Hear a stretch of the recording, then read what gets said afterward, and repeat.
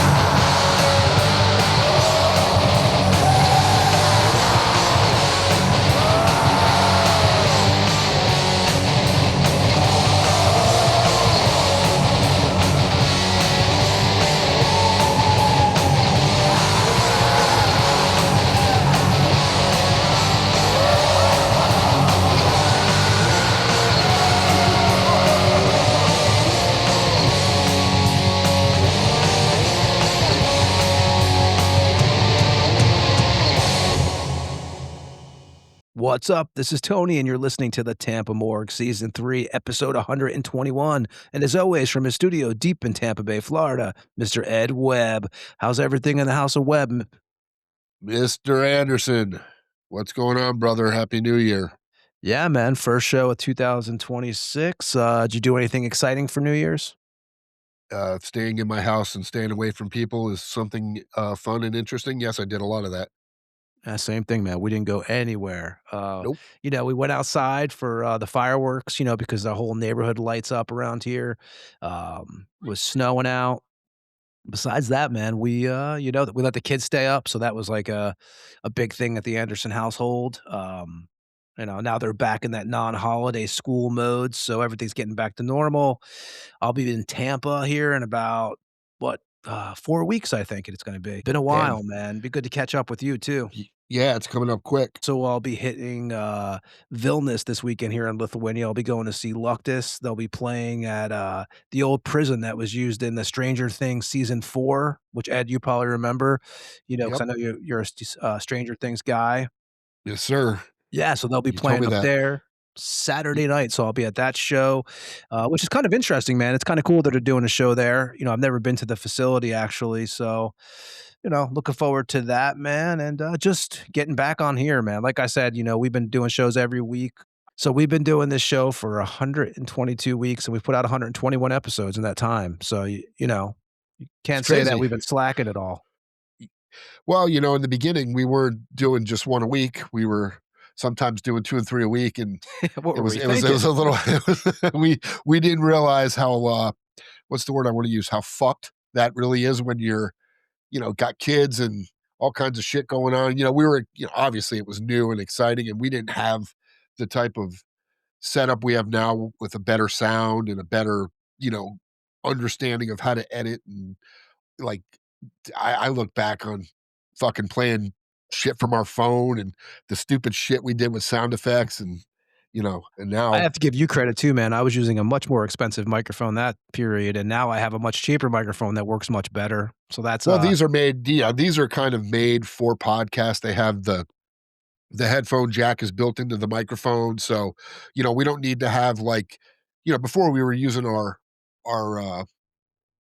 what recording we mics. use to Actually, recording for yeah, what we use for recording our DAWs and all that vocal stuff. And mics and shit. yeah, man, and it's overkill. That's when you use those mics, it's more for singing.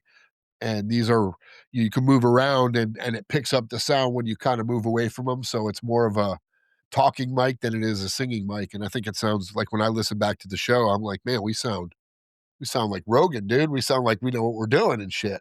I give all that credit to you, man, because before I that, just got lucky. my mic was not that great. There was a period of time where I believe I wasn't even using a mic when we first started doing this show, so I was kind of Yeah, just using the mic from the equipment. computer. Yeah. Yeah, yeah, yeah. So, we evolve. And we opened the show with Germany's Pest. We opened up the show with the song Eternal Nightmare from the Eternal Nightmares record that came out on Hayden's Heart Records, October 16th, 2025. And we'll be joined with Atax and Scum from the band here in about 20 minutes.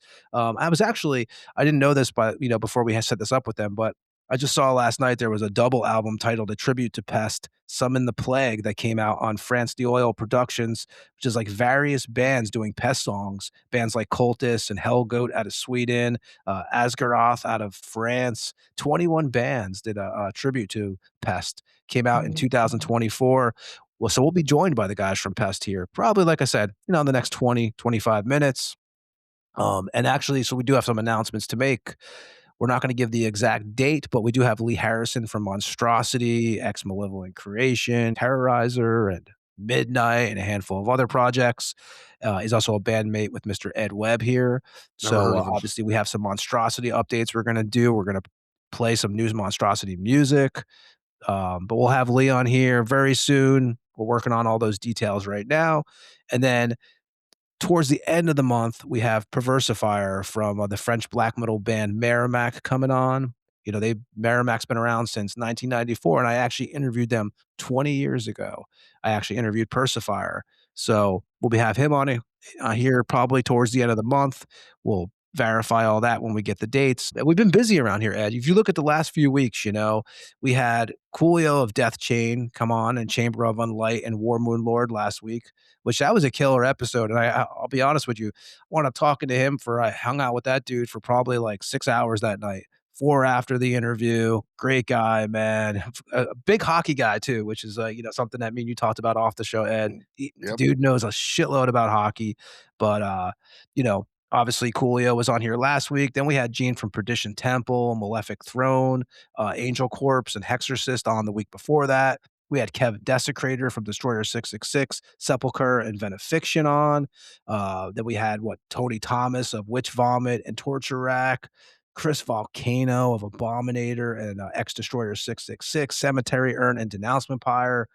W. Horror Preacher from Vomit Angel. We had Anti from Cadaveric Incubator, and Ex Slugather, and Ex Torso Fuck, and Satanic War Master on the show, and Necromaniac out of the UK. We've been busy. It's to be honest with you, it's almost hard to keep up sometimes. I'm trying to, when I'm starting to see all the interviews we've done, it's been relentless, but that's what we do here. And again, we'll have the guys from Pest joining us here pretty soon. Ed, it's been 2025 is gone. We go into 2026. We have a bunch of stuff me and you are working on. We actually have a letter that we're going to read from one of our listeners here in a minute. We are working on new Tampa Morgue shirts. So, Ed, I'm going to tell people, right? If you need a Tampa Morgue shirt, hit us up. Let us know the size, because we're going to do this batch, and then who knows when we'll do more. We sold out of the first batch, with what we sold or gave away to some of our friends that came on the show. But yeah, Ed, wouldn't you recommend, if you want a Morgue shirt, let us know? Yeah, we were asked by a lot of people. Definitely, if you want to help out the show, plus it's a killer fucking shirt. Yeah, it's a great shirt. How do I man. know? Because you might see it in the Monstrosity cover. You might not. I don't know. I don't know what You may.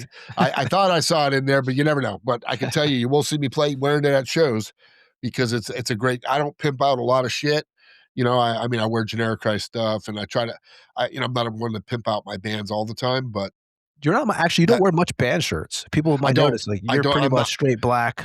There's a reason for that, how it though. goes. I don't since the last, I don't know, man, probably since I joined Massacre.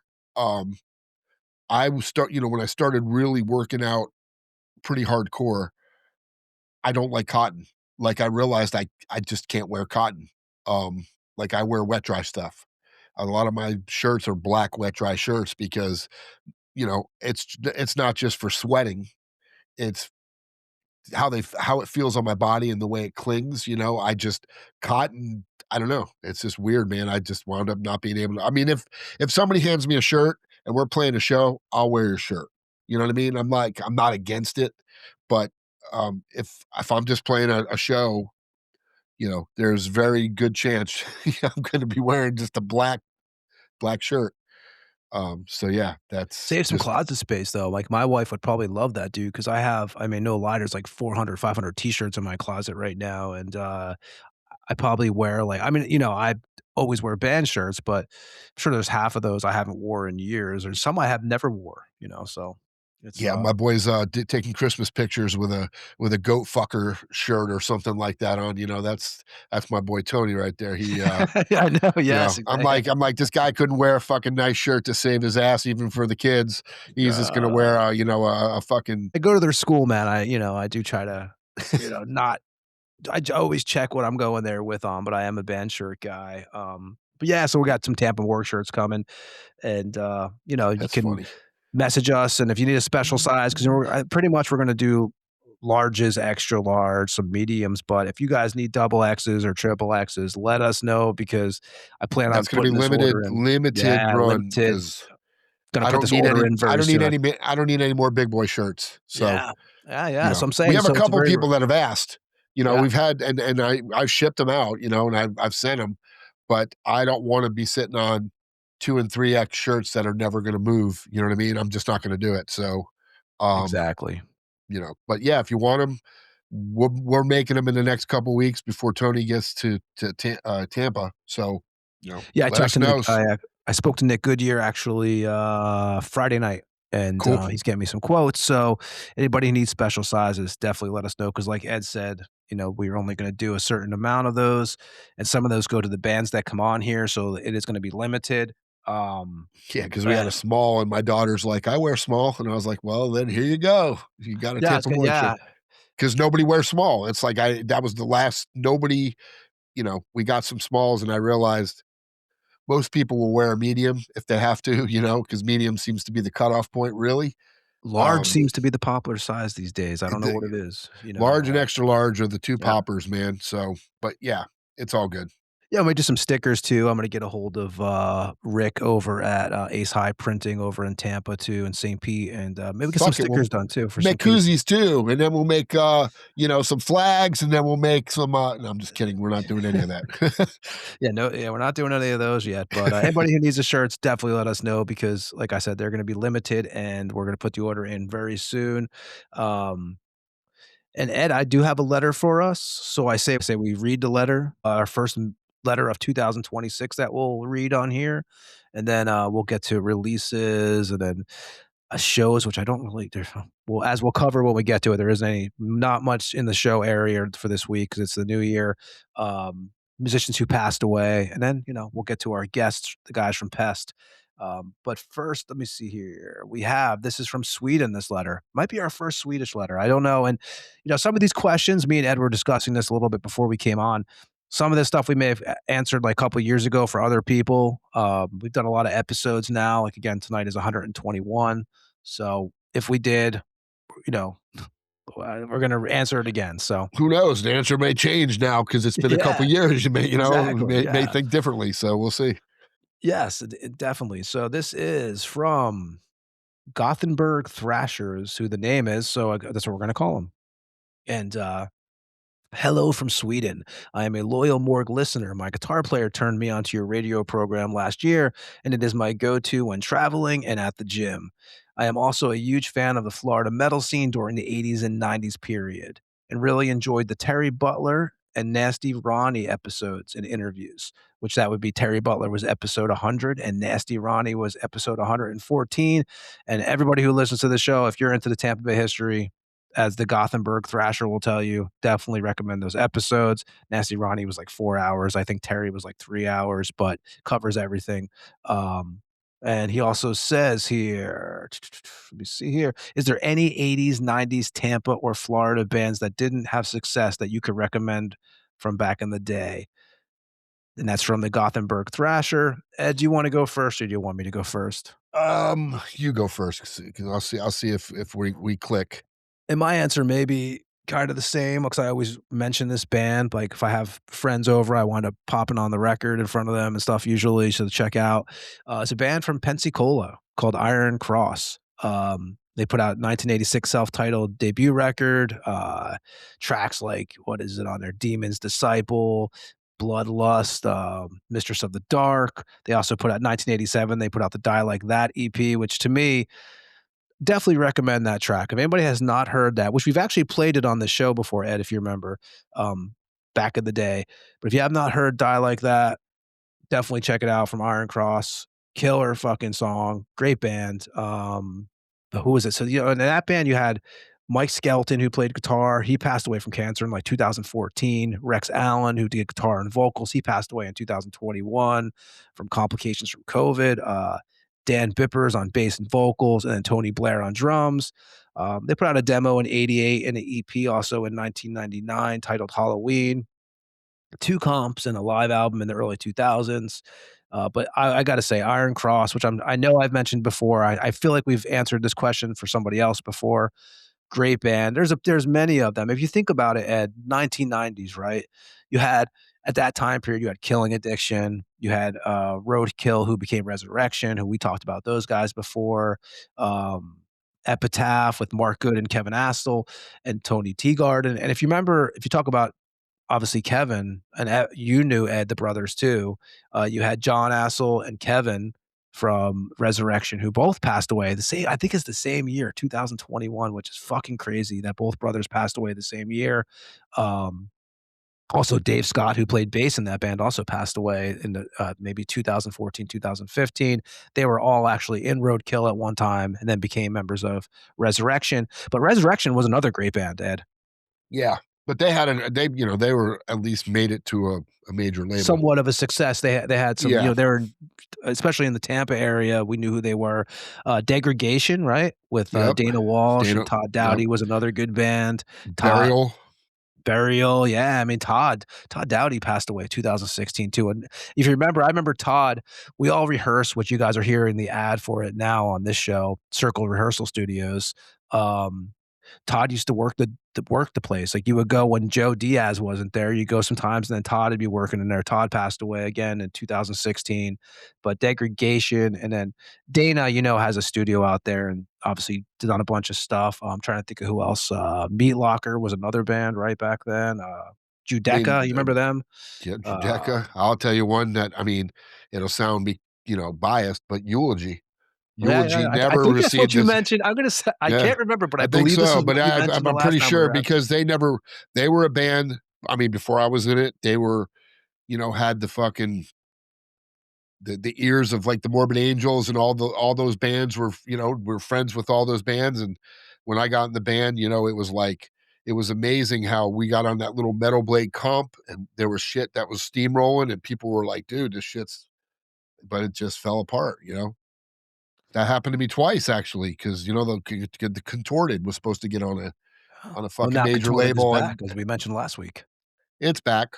But back then it was just, we were supposed to get on a major label and it didn't happen, and we wound up getting on a label like kind of like Generic Christ did. It wasn't as shitty, Okay, because some shitty label experiences yeah, for yeah, sure. man. And we had a good artist and stuff, but it just it's one of those things that if you didn't fit in that pocket of time, it just, because we were coming off the heels of being in Brutality. So, Brutality breaking up, and then all of a sudden us coming off the heels of it, and it was but that's there's a I couldn't tell. Rape Tape was another band that Rape everybody Tape. thought was going to be, Siren too. Everybody always mentions this to us. If you talk to Siren, yep. anybody, like if you talk to the guys like the Bill Owens from Purgatory, Purgatory is another band that you may hear the name tossed out, or even Nasty Ronnie or Dave Austin and them. It always seems to Siren always gets a little bit of a plug. It seems like Yeah, no, for sure. It's just Argus, right? Maybe Argus is another one that people were. yeah, they were more thrashy, but yeah, I mean, there's a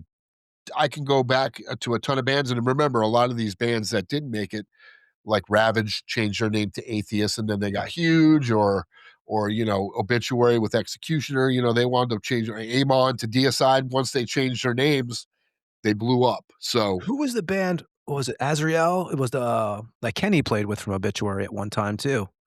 yeah, Was it Orlando? yep, I think they were out of that area, Yeah, that was '80s though, I believe. That was like the Yeah. late '80s go bleeding over. Yeah, I mean, there's so many, especially like Ed said, like, in Tampa, a lot of the bands became something else, or like we were talking again, we mentioned Roadkill. Well, Roadkill became Resurrection, Ravage became Atheist, like Ed said, it's a kind of like a ladder. Yeah, I'll give you another band from Orlando, and actually Steve Burning Inside. Richard Oh, yeah, Christie was the Burning drummer, Inside. Yep. and living in a warehouse. His dream was to be on Howard Stern, and lo and behold, Richard Christie is on Howard Stern. So, Yeah. this dude was making skits and doing the shit that he does on Howard Stern, living in a fucking like a people storage. I mean, it's a story. Like those guys stayed at my house when they recorded their record at Audio Lab. Mike Estes, who played in Asheron, Yeah, who R.I.P. played in too. so another he lost died, musician. and Steve from Black Witchery. Is that Yeah, who? yeah, Steve, yeah. Steve. Black He Witchery was passed away another one. too.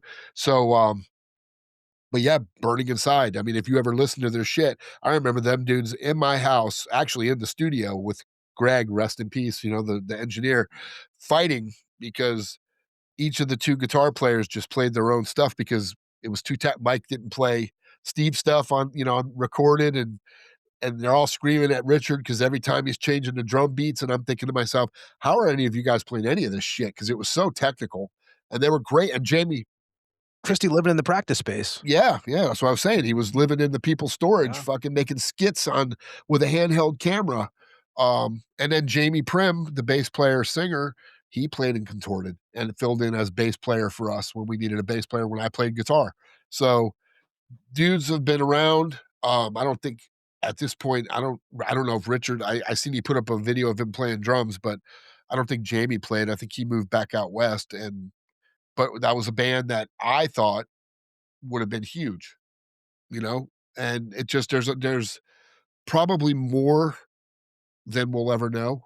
You know what I mean? Like To answer, you'd it have might to have a sit here different for answer hours. tomorrow, right? You'd have to sit here for hours trying to remember. But in the Tampa scene, when I think of it, when you said Epitaph, Burial, those are the bands that I remember seeing, at the Tampa Bay Metal Awards and shit like that. I mean, Epitaph, I played with Mark Good, who played with them for, we played in what was a Cemetery Slut there for this other band. He actually played before when Ed went away for a little bit from Generic Christ to do some stuff he had going on, and Mark Good actually played with us there, filling in for a while and stuff. So I miss Puerto Rico because of that Epitaph. motherfucker. Yeah, we played Puerto Rico 2011 with him in the lineup with Rotting Christ and a couple other bands, man. But that's where I actually first met Taylor from Deicide. Now, obviously in Neon, right? Condition and stuff. We were in the same hotel and played together, hit it off right away. I mean, shit. And that he was with Inferneon. What was it? It wasn't with Brian Warner, right? Yeah, Inferneon. Yeah. And then he had that, and then Dave from a band called North Winds out of New Jersey was in that band, who I grew up, listening to North Winds. They were on a label called Black and Blue. Because I never forget, which we've talked about on this show, because we've had Bloody Mess on here a few times. Black and Blue would put out like these CDs with two bands on it. Like you had Bloody Mess and the Scabs on one side, the 6th grade field trip, which did not fit at all with the North Winds record, but they were on the same CD. But that's how it was. Just how back they did then. it back then. Yeah, Yep. how they did it. But Yeah, so yeah, that's my so answer. I think we pretty much. So if it's a you lot ask of that, yeah. and if you ask that in another year, it's probably going to be the same answers. And then what Because is you gotta ask yourself too, like, what is making it? Because there's bands that I think are great, who I think are killer, and I don't know what the statue of, like, making it is but there's just some I would bands that I would assume making it means you were out on a label and your stuff was distributed. touring Yeah, frequently distributed to where or people could find your stuff. Where go try to find an epitaph or burial or any of those old school stuff, you won't find it. You're just not. yeah. I mean, you may find it from a tape trader, but it was never. That's where you found it. It was a demo tape. There was never CDs or And Iron anything. Cross is hard to find too, man, the one I mentioned. Yeah. That's a hard I have the vinyl of it, but I tell you what, it's not easy to get now, and you're gonna overpay, but I will say, like, the Iron Cross shit's great, man, like, I don't know, like, I know Tony Blair's still around. I would love to get him on here and talk to him, man, but I don't know, yeah, and even when we talk about these bands, Ed, if you notice, like, we talked about Kevin Assel and then John Assel and stuff like that, when these guys it's so crazy, man, when you talk about this history and how many guys are gone now, Yep. Yep. you We were know? talking about that, you know, not too long ago. And actually, when I was jamming with Pete this weekend, Pete and Jim, we were talking like, man, it's amazing when we look at some of the dudes that were around, they're gone. The Richard Batemans and Yeah. just people that we, you And know, Richard shouldn't have been gone from what I hear was a lot of yeah, that was a bad situation. a bad situation. There's a couple of things, people that something similar happened to that could have been avoided, but it's just we're getting older and it's it's just not easier. Yeah. You got to stay healthy, man, or you're gonna, You there's a really good do, 'cause chance that. these shit starts falling apart, man, it's like, Yep, yep. I mean, look what we do on a daily basis. People would laugh at us, just to stay 10 years yeah, ago, just to 20 years ago, they'd be like, "You're fucking stupid." Getting in cold water and then getting in hot water and going to the gym for fucking 2 hours and getting in a sauna every okay, well, I feel healthier than I felt in a long time. gotta keep So, the machine going, especially, like, again, you're gonna be on the road here before you know it. You got a bunch of shit going on, which we'll be talking yeah, about very yep, soon when we get very Lee on soon. here. Got a lot of stuff going on, man, and, Yeah. Well, gotta even keep if you up the don't, you gotta stay healthy today Yep. because the food is garbage. So, you gotta stay healthy. Yeah, I mean, it's the only thing you could do is it's pretty much you could take care of yourself, so, yeah, so Ed, I say we, do what we usually do on here, man. What do you think? We're gonna do the Tampa Bay Metal Museum promo, which me and Ed will be at very soon. Looking forward to that, and we're gonna run that whole thing, and, we'll do the releases, musicians who passed away and all that, and then we're gonna get to, Atax and Scum of the black metal band Pest from Germany. First audio interview they've ever done. Band's been around for a while. So yeah, it'll be good to talk to those guys. And Ed, It's unless weird. you have anything It's else, weird. We seem to do this a lot with these a bands that lot of have bands never first times, man. yeah, Yeah. And we got some shit in the works too that we haven't announced that we're working on. And I mean, so some very rare interviews that hopefully, knock on wood, happen. all work out. So Yeah, so if you wanna send me like 50 or $100, I'll go ahead and tell you who it is. And, exactly. but, And yeah, with no, that it's $1,500, you're gonna get a monstrosity video and some new tracks sent to you yeah, that aren't out yet. yeah, yeah. But it's true. I mean, the word it seems to be the word that happens for us is, "We've never done it before, but I heard your show and I'll do it." Yes, and we And cannot thank the people enough for that's doing fucking that. awesome That's the because biggest compliment you can get. it just shows that people are respecting what we're doing, and I am very thankful for that because when we talked about doing this 120 episodes ago, we had no idea, but we had an idea that we wanted it to be exactly how it is. Yeah, and it's still From building. and I say this being very kind, but from who you are from coming out of the balls to how you are today. Like Yeah, literally your whole path and hopefully people enjoy it because it seems like they are because they're learning this is the ultimate liner notes of a record. yep. I mean, that's the you can't get any. I don't know how else to explain it, but if you used to read the liner notes like me and Tony and a lot of people used to find out about people, this is the ultimate, or Rip magazine or whatever the magazine you grew up in, and if they were doing a particular like a Blackie Lawless, interview, sometimes they delved into his past if it was older, but I don't even think you would get that kind of, information We the definitely way pay we get attention to it. details on here. Yeah, for You sure. know, so For sure. it is But, how we do yeah, it, and let's and run again that museum thing. yeah, we'll do the museum promo, and again, we have no exact date set yet. We have Lee Harrison from Monstrosity coming on, then we have, Perversifier from the French black metal band Merrimack. He also played with Corpus Christi Live, played with Ancestral Fog and Morte Incandescente. So looking forward to those interviews. We have more that we're working on that we're gonna announce. We'll be obviously in Tampa very soon, so for the Metal Museum. So what we're going to do now is we are going to play the promo for the Metal Museum, and I'm also going to play before that. We're going to play a band called Less Friendly, which is has a pest tied to it. It's a side project of Atax and Scum, and we're going to play the song "Commit Suicide." I don't know if this was ever released before, and we'll talk to those guys about this when they come on. So yeah, we're going to play some Less Friendly, and then we're going to talk to the guys from Pest. So. This is Less Friendly with Commit Suicide. Then we're going to do Tampa Bay Museum metal promo, musicians who passed away and releases. And we'll be back on the Tampa Morgue after this track. In your face. Now I'm gonna cut my fucking throat!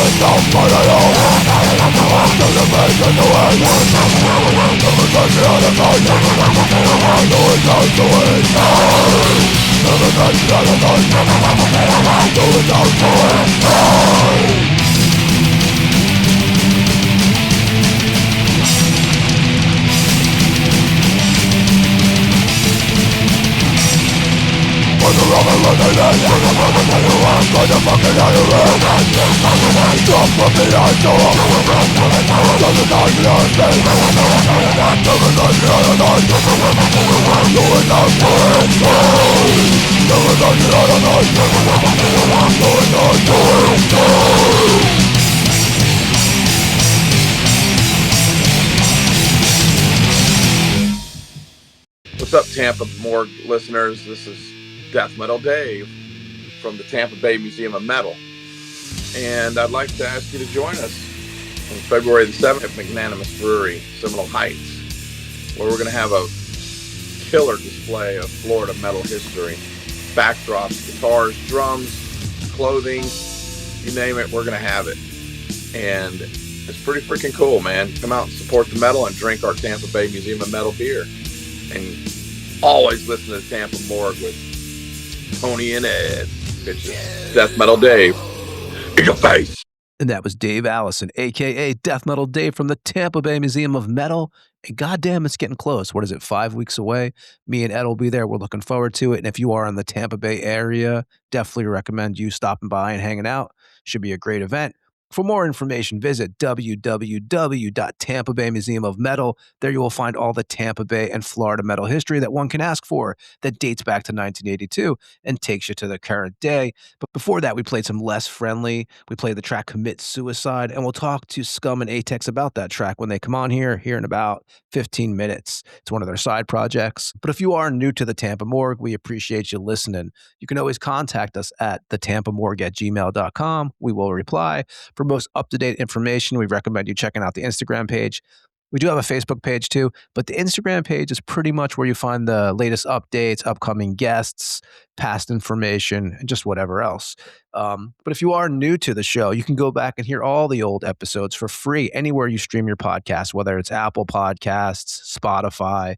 But yeah, you'll find interviews with Sergeant Salston from Deathhammer on there. Also, Daniel Avenger from Nocturnal, Angel of Damnation, and Black Priest of Satan.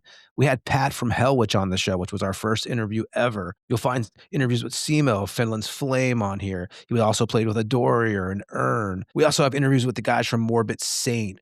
Dave from Mortis Scold, Lee Payne from Club and Hoof, Gene from Angel Corpse and Perdition Temple. He's been on here a few times. Henry from God Dethroned, Witch Trap out of Columbia, Tony Dolan from Venom, Venom Inc. and Adam Craft, John Walker of Cancer, Ed Miller of Negative Plane, Ritual Butcher of Finland's Arc Goat, Jeff Manis of Venom.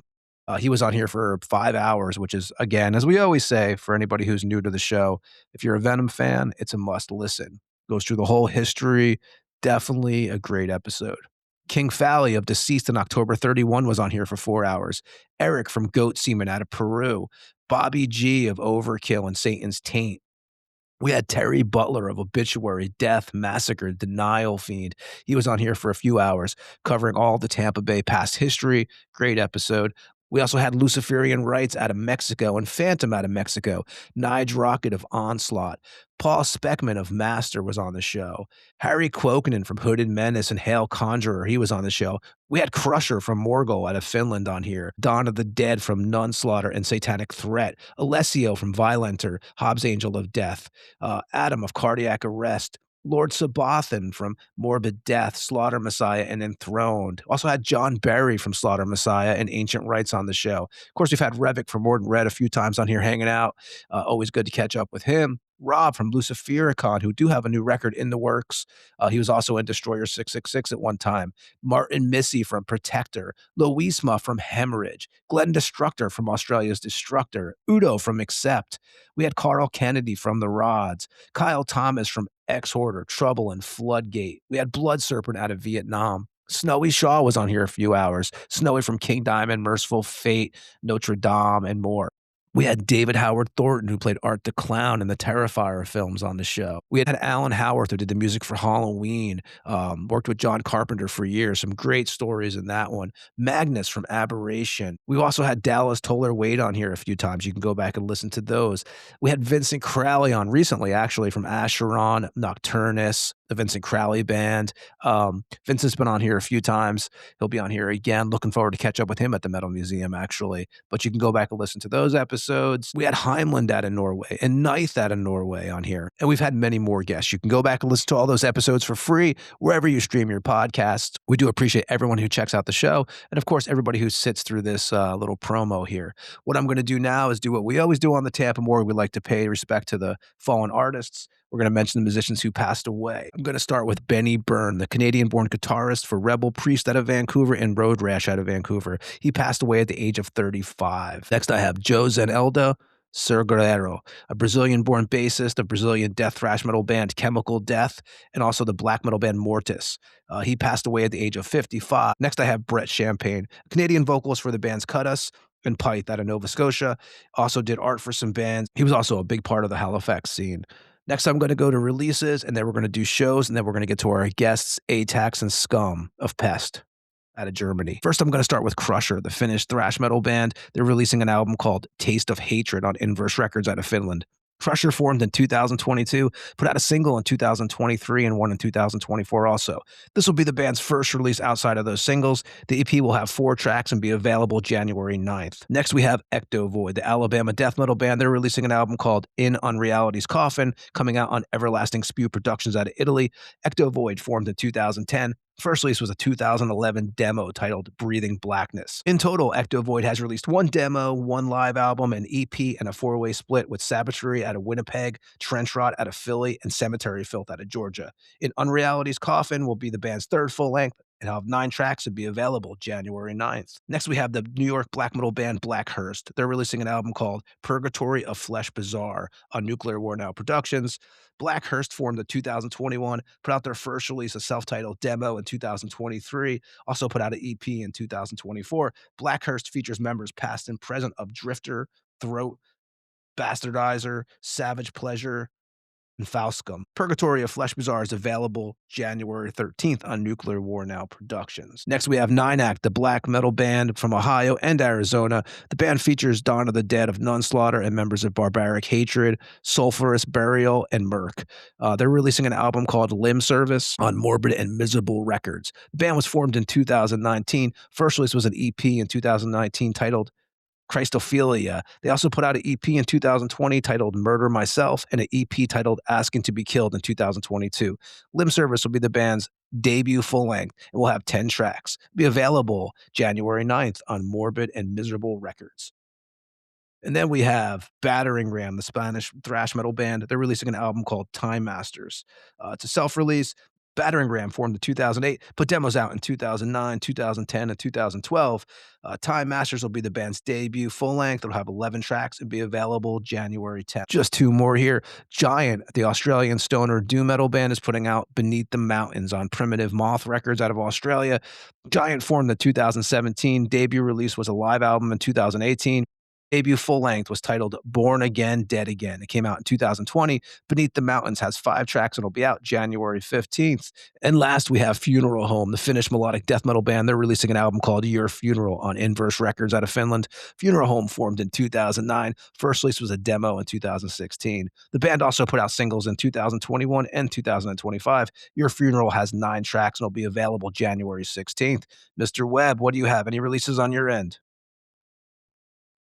Yeah, as for releases, I didn't see shit on Spotify. I do see the new Creator comes out, it looks like, on the 16th, but no sense in mentioning it because they only had 3 songs up. I mean, they sound great, but I'd like to hear the whole record before I make a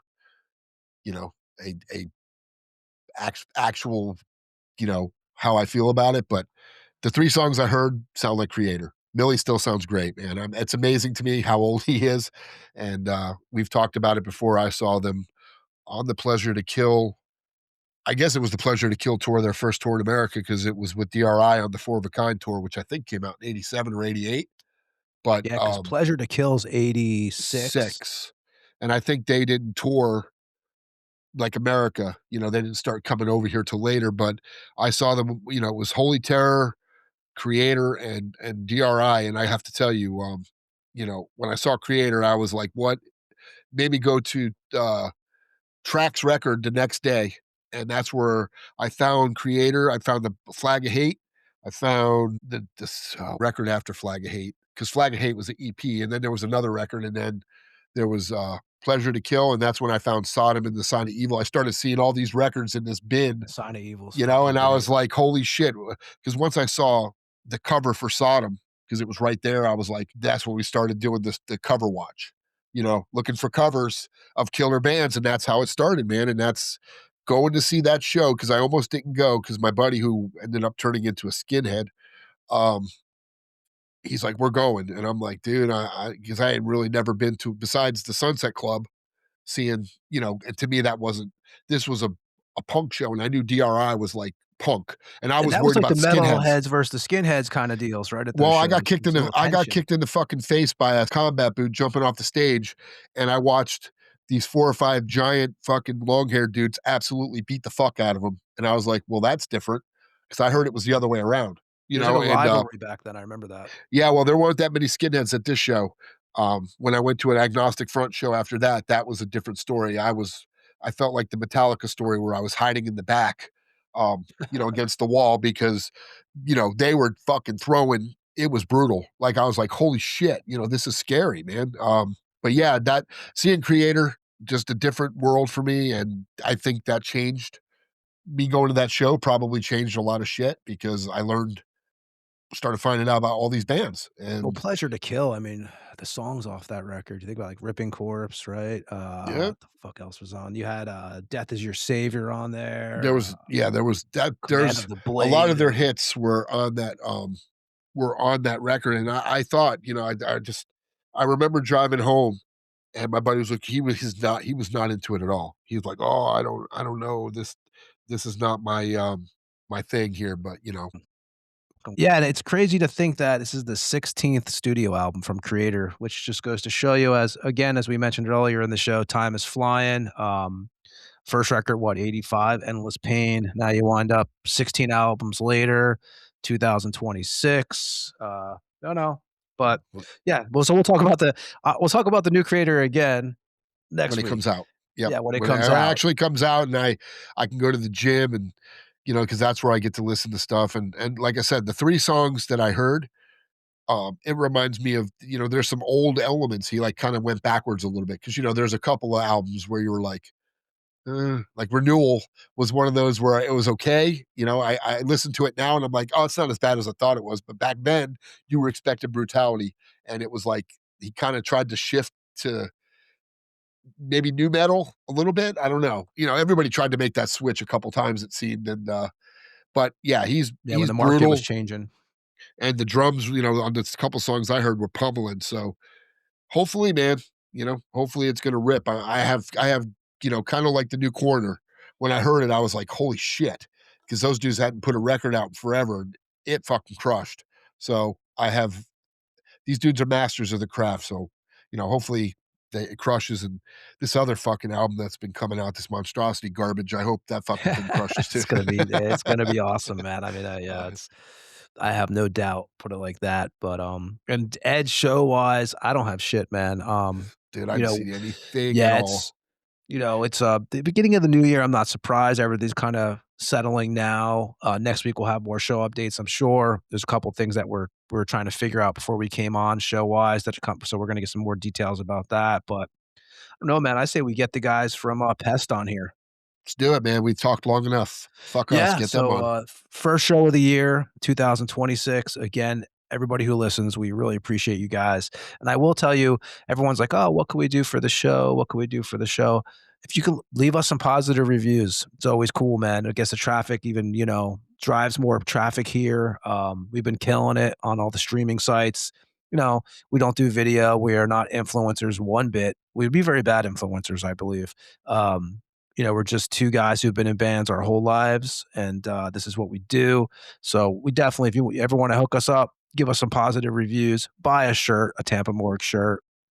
That's how you can thank us. Honestly, I would say your statement that you put out on Instagram and Facebook, I think you put it on too, that literally, that was like, when I read that, I was like, I was going to chime in with something in the comment section. And I always hate writing that shit. I hate putting that stuff together. But I just felt like usually you come to me to make sure it sounds good. And you put that out and I was like, yeah, that summed it up 1,000,000,000% of exactly what we set forth to do 120 episodes ago. And could not have explained it any better. And I never thought we'd go over 100 episodes. And I don't even think we'll ever go. If you ask me now, I'm like 200 episodes, no way. But now it's starting to look like it's probably going to go that route. So all right, 21. So yeah, let's listen, as long as it stays fun and we're not, I feel zero pressure to do this show. My wife and family support it. Your wife and you guys are, it's like, it's not a, oh my God, you're doing this again. What are we doing? Oh, you're killing, because some people they're like, really? Because I remember when I started cold plunging, my wife's like, you're not sticking with that. 12 weeks later, every fucking day ends in the cold plunge. 12 weeks later. 121 weeks later. Yeah. So that's what I'm saying. It's like, but it's become, it's a habit. We've become, it's something we do, and we don't look at it as, we got to go do another show. We're kind of proud excited of the way we do it. I'm happy with what we've done and what we've created. And I think that, exciting because we're getting these dudes on that have never done an interview before in an interview form like this, but they're giving us their time. How could you not be appreciative and give nothing but respect and just, I don't know, man. I just, it's, to me, this is just, I mean, we're doing a good thing. I think so. So, and I think that, people, like I said, when we are on the RIP list on the show one day, people can still go back and listen to the episodes, and they'll still be relevant, so they'll be like, we're fast forwarding through Tony and Ed. We're just getting to the interviews. Exactly. They've been dead for 10 years. Fuck them guys. They sound like assholes. Not those dudes. But so let's get the show. Let's get the guys from Pest on here, and me and Ed will be back at the end to say goodbye to everybody as always. First, we are going to play Pest, the track Armageddon from the Swatza Visionen 1998 demo, and we're going to find out if I'm saying that correct when they come on here. So this is Pest with Armageddon, and we'll be back on the Tampa Morgue with Atax and Scum after this track.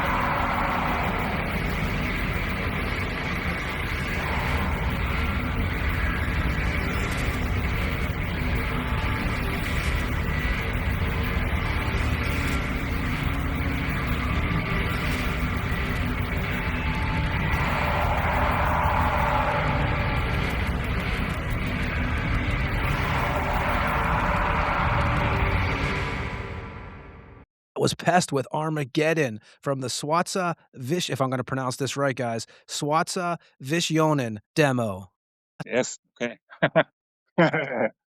from 1998. And we are joined by Scum and Atax of Germany's Pest. First of all, how are you guys doing? Yeah, we're fine. And is this your guys' first audio interview for Pest? Yes, it is. It's easy to do interviews writing.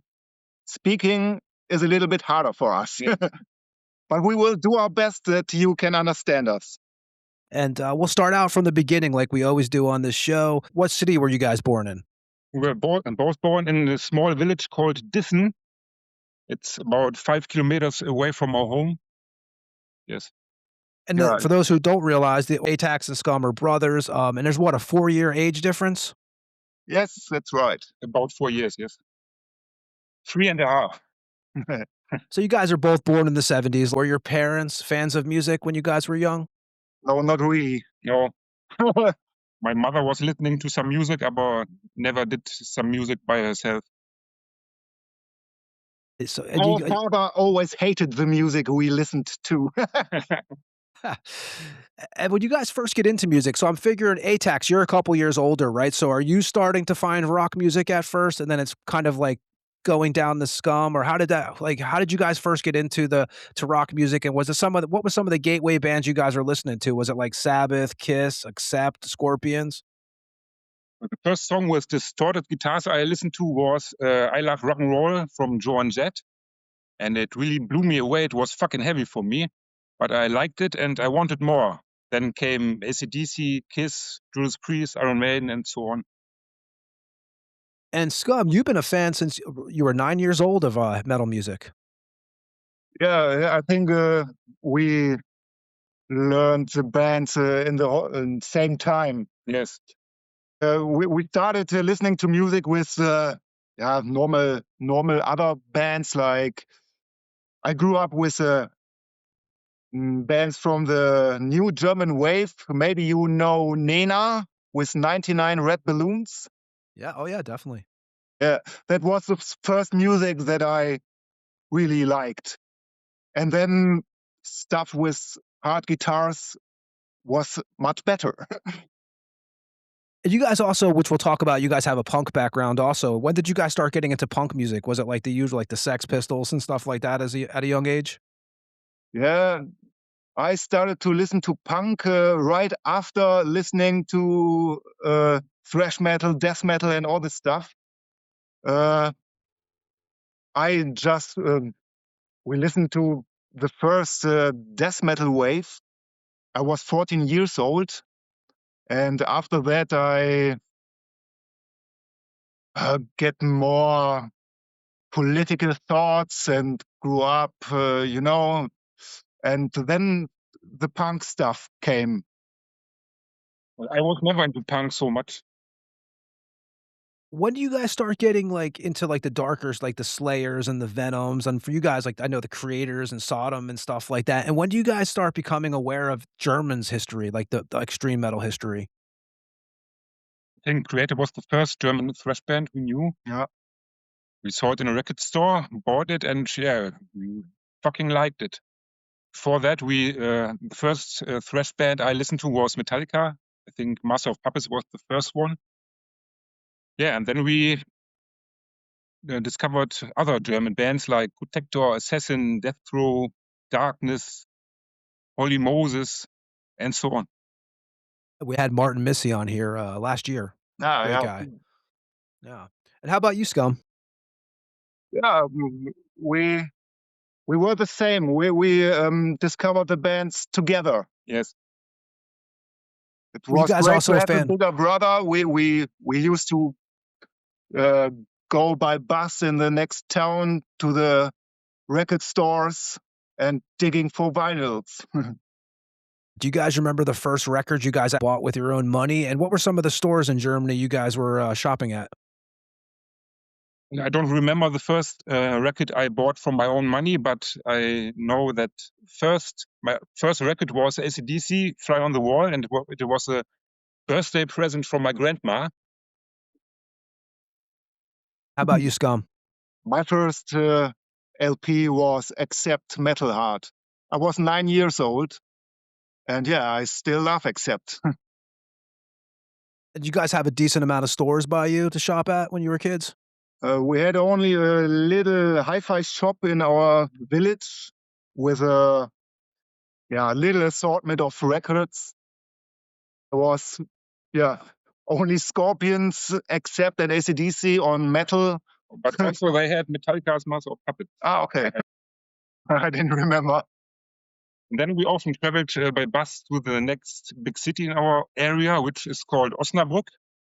It has a population of about 150,000, and it's about 20 kilometers away from us. And there were some really cool record stores. In some of them, you could listen to some samples of the albums. And if not, we bought the albums by their covers or how the band members looked like, what shirt they wore, what bands they greeted. For example, we saw here, look at this, they greet Creator. That must be cool stuff. Let's buy it. Yeah. Back then, you would look at the, like you said, you look at the band photos on the back of the cover and see what Yeah. shirts they had, or the thanks list, or the fuck you list, whatever they were using on that album, and that you would find bands. Definitely. What was the first show you guys attended? Yeah. We have got the ticket here. Can you read it? Here, Morgoth and Massacre. Scooted And over a little bit Devastation, more. I can see Devastation. two of the bands. Who else is on there? Is that Devastation on the bottom? Devastation didn't play. Emulation was there for them. Okay, so they replaced them on that. So Yeah. what? And here, interesting too, this is our third concert. See here, Pestilence, Monstrosity, and Ed. All Do your you know bands this that band? yeah, Ed's been in all these bands. That's Oh, yeah, not Ed though. yeah, not that time period. What was the date of the Massacre show you guys went to? It was September the 11th, 1991. And what was the venue? Hyde Park, Osnabrück. And did you guys have a decent amount of venues in your town growing up? There were some little venues, but the main venue we went to was Hyde Park. And when we wanted to see other big concert, we had to go to other cities. You guys are going to these shows, and when do you guys both start picking up instruments? And I know pretty young, right? And when do you guys realize that you want to be in bands? Well, as a child, I didn't pick up any instruments. I remember maybe with the age of 11 or 12, I said to my parents, I want to have a guitar. And they said, yes, you can have a guitar, but you have to take lessons. And I thought, what? Lessons? It's like school. I don't want it. And so I didn't do it. Now we regret that. The first things you guys ever pick up is guitars, or is it bass? Well, I bought my first guitar at the age of 22, and it was an acoustic guitar. And I never took any lessons. I bought some music books by Peter Bursch. No, do you know him? Oh yeah, yep. Yeah, yeah. I know this book's your. Did it come with the CD inside of it? Yes. Yeah, And how about you, together, Scum? You, my first instrument was a football, and I was drumming with 2 sticks on it. That was my first instrument in childhood. Nice. And yeah, when Morgue and Atax started Pest, I said, okay, that sounds good. I buy a bass guitar. Well, as I remember, you joined the band, but at first you didn't like our music. Not really. At this time I was really in the punk stuff. Yeah, because your first band, right? Now I could be correct or incorrect about this, but your first band, you were a punk drummer in a band called Broken Buttocks. Yes, that's right. Okay, and that's yeah. Where did you meet Artur, aka Mork? Where did you guys first meet him at, and the friendship start? It must have been around 1992. My school was over and I began learning a job. And once a week I had to go to the next big town to the, I think it's called vocational school. Yep, same thing in the States. Yes. And in the bus there was always sitting a guy with long hair and a leather jacket with a Slayer patch on it. And one day I sat down next to him and said something like, "Hey, my name is Rainer. Do you like metal?" And he said, "Yes, you too." And that was the beginning of a very close friendship. Yeah, because you guys did a lot of stuff together, right? And even with that band Broken Buttocks, eventually, which we'll talk about, it turns into Kraftheim. But you go at first, you're doing drums, and then eventually you move to guitar when Mork takes over the drums in that band. Yeah, as a singer and the guitarist didn't want to play anymore, and so we wanted to continue the band. And I asked Mork if he wants to join us, and yeah, he wanted, and so he is a better drummer than me, and I tried to play guitar.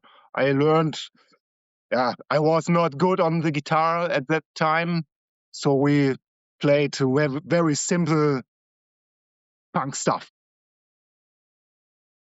Atax, was that is your first band Pest, or were you in a band prior to that? Yeah, Pest was my first band.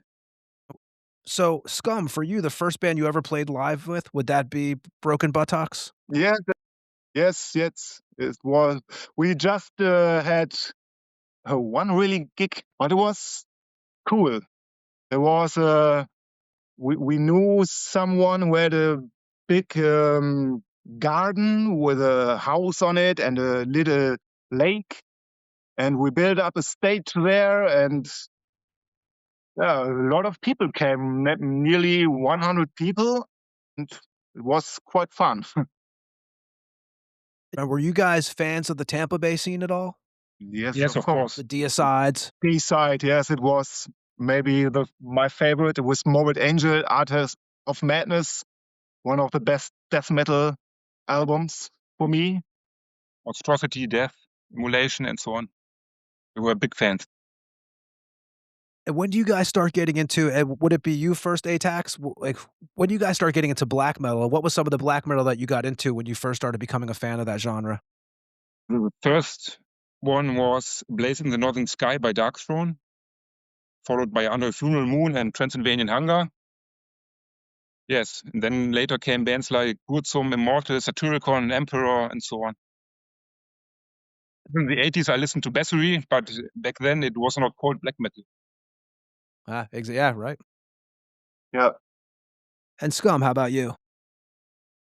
Yeah, I as Atax said before, in the beginning time of Pest, I didn't listen to black metal at all. Just the older stuff like Bathory. I am one of the biggest Bathory fans. I like everything they did. But yeah, with playing in Pest, Atax introduced me to some records, and yeah, I really liked the Darkthrone stuff and Burzum, but I never listened to black metal that much as them. I'm a pure thrash metal fan. No problem with that, man, at all. And growing up, were you guys into horror films at all and stuff like that when you guys first start Pest? Are you guys into like the horror magazines or the movies and stuff? Yes, of course. I wanted to say about our childhood at home. We always liked horror comics, and we were playing horror stories with our rubber monster figures and stuff. And we listened to horror radio plays. And our grandma was the first person in our house who owned a video recorder. And she always recorded movies for us, like Jaws and the old Dracula films with Christopher Lee and something the like Hammer that. films. And there was no thought about that could harm the kids. And I will never forget watching Evil Dead with my grandma. I was 11 years old, and this movie was indicated in Germany to this time. But we knew somebody who had it. And our grandma was sitting in her armchair knitting socks, and we kids were watching the bloody mess. Sometimes she looked up and said something like, "Huh? It was very funny. Well, Was Evil Dead cool. was Evil Dead was great. We talk about that a lot on this podcast. Yeah, That was, I mean, you great guys, movie. yeah, the blood. I mean, just the makeup they used back then. You had Tom Sullivan doing the special effects. I mean, that was just these days everything's CGI and stuff. But I'm a big fan of the old Yes, the old we too. Yes. the blood from the guys like Tom Savini and stuff like that were just some of the greats. Were you guys from a religious household growing up? No, No. absolutely not. With Pest, there's the plague, and there's a lot which we'll talk about. There's a lot of things behind the band and everything.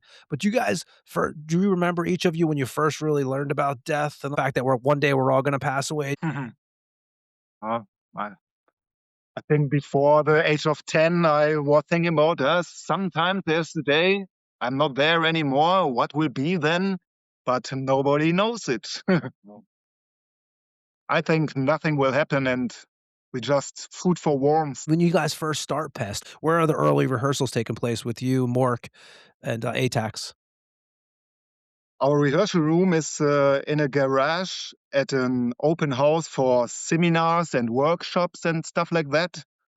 And Mock met a guy who was practicing there with his band, but they split. And so we took the chance and went in there, and we never left. We are still there. We never had Shit. a other rehearsal room like that. And that's what, 97 you guys started jamming with Yes, Pest. yes. And who The decides owner on of the house is very cool, very social guy, and he let do us what we want. He didn't even take money for it.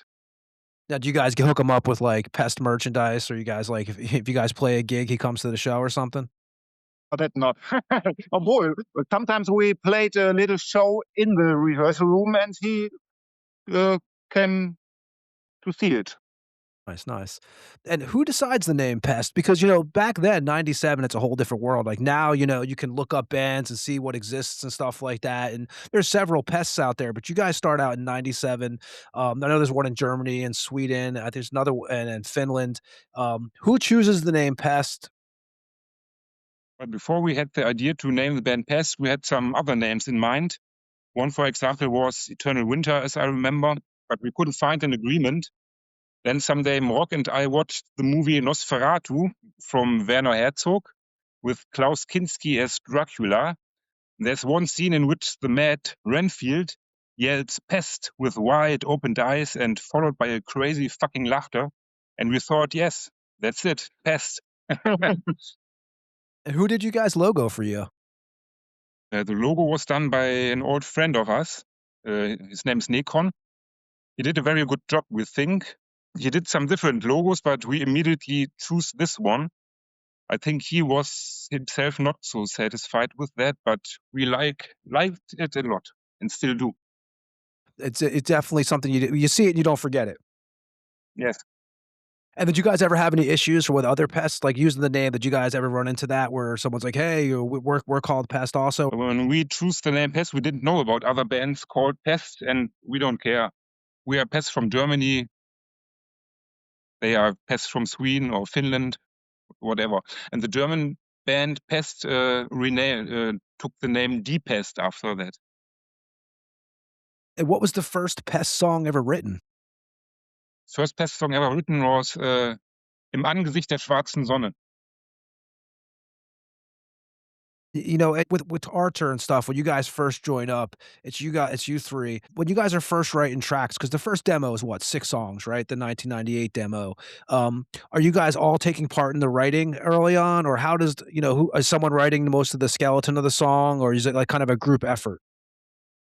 In the beginning, the most riffs were written by me, and then I just rehearsed with Morg, and yeah, it flows. And Atax, when you decide to do vocals, was that something you wanted to do, or was that pretty much out of necessity? Like someone had to do it, so you just kind of said, "Hey, I'll do it at first on the first demo." Yeah, I wanted it. I wasn't interested in that, and then I tried it, and it worked out very good.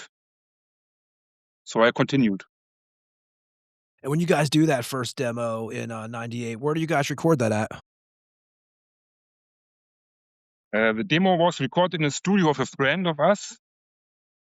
I think we were the first band to record there, right? Maybe, yeah. Is that Blue Sound? Yes. Blue Sound, yes, yes. But looking back, it would have maybe been better for us if we had waited some more time before we went to the studio, because we were not so good on our instruments. I was very bad at my instrument. And we were also not very coordinated with each other. And that was a problem because we had to play each song live in one take. So every time one of us made a mistake, we had to start again. I don't know why that was done this way. We had no experience and didn't ask any questions about that. We thought it's the common way to do it. Even the first two albums, so we recorded live in this Yes. in the rehearsal room. When you guys did that demo, how long did it take you guys to do that? Was it like, 'cause you guys started in April of 98, was it? Yes, it's correct. I think we recorded 4 or 5 days. I don't know exactly. And you guys also had 2 instrumentals on that demo. Yes, I did an acoustic guitar song and Rock did a keyboard song. And the title of the demo, which I tried to say earlier, hopefully I said it kinda correct, Schwarze Visionen. What does that stand for? Is it black outcome, basically, at the end of the day? Means Black Visions. And at that time, who's handling the lyrics? Is that you, Atax? Yeah, I wrote the lyrics too. On that first demo, we played Armageddon, before you guys came on, but, you know, even on that in the '98 demo, you know, you mentioned, Scum, that you're a thrash guy, and you could definitely hear that, 'cause there's definitely a lot of thrash riffs on that first demo. You know, when you guys first start making music with Pest, you guys wanted to kinda basically kinda make something that was just yours, right? You didn't wanna sound like everybody else. We never really thought about we want to do this or that. We just We just start playing and it flows. It comes like that, naturally. And the artwork on that first demo, was that taken from old literature books? Yes. It was also done by Necron, who did the logo for us. He copied this. He found this picture and took it. How many copies did you guys put out of that first demo? We had not a fixed edition. We produced the tapes on demand. I think maybe about 70 or 80 copies were sold. Are you guys tape trading back then also? Yes, a lot. So when you guys are tape trading back then, was there any bands you were, you know, tape trading with that, you know, that we would know of now?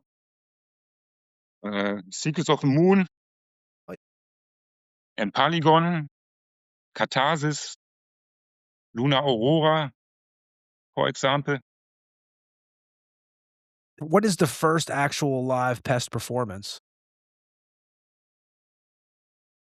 The first one was in 1998. That was the time we were recording the demo, and then we played also live. We played the 4 songs of the demo there. You had a guitar player named Daniel that played the shows with you guys back then? no, And Daniel played guitar. yeah, and then that was very later in Yes, yes, yes. 2009. Our first gig, we were only 3. Yes. We 3: Scum, Atax, and Morgue. And early on, you guys are using corpse paint. Whose idea was that? Yeah, it was the idea of Morgue and me. But later we thought it's boring because everybody's doing that, and we quit that. In 1999, you guys again are in the studio, and that's when vocalist Mr. Blasphemy joins the band. Yes.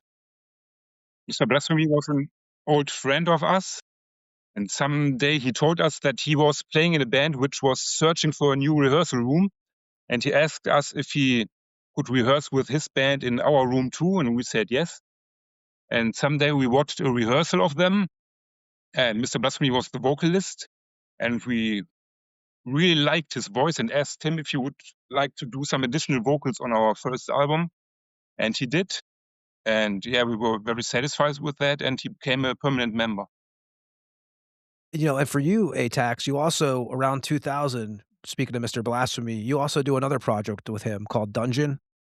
Yes, I had a project with him called Dungeon. It was very raw, primitive, ritual black metal influenced by Abruptum from Sweden.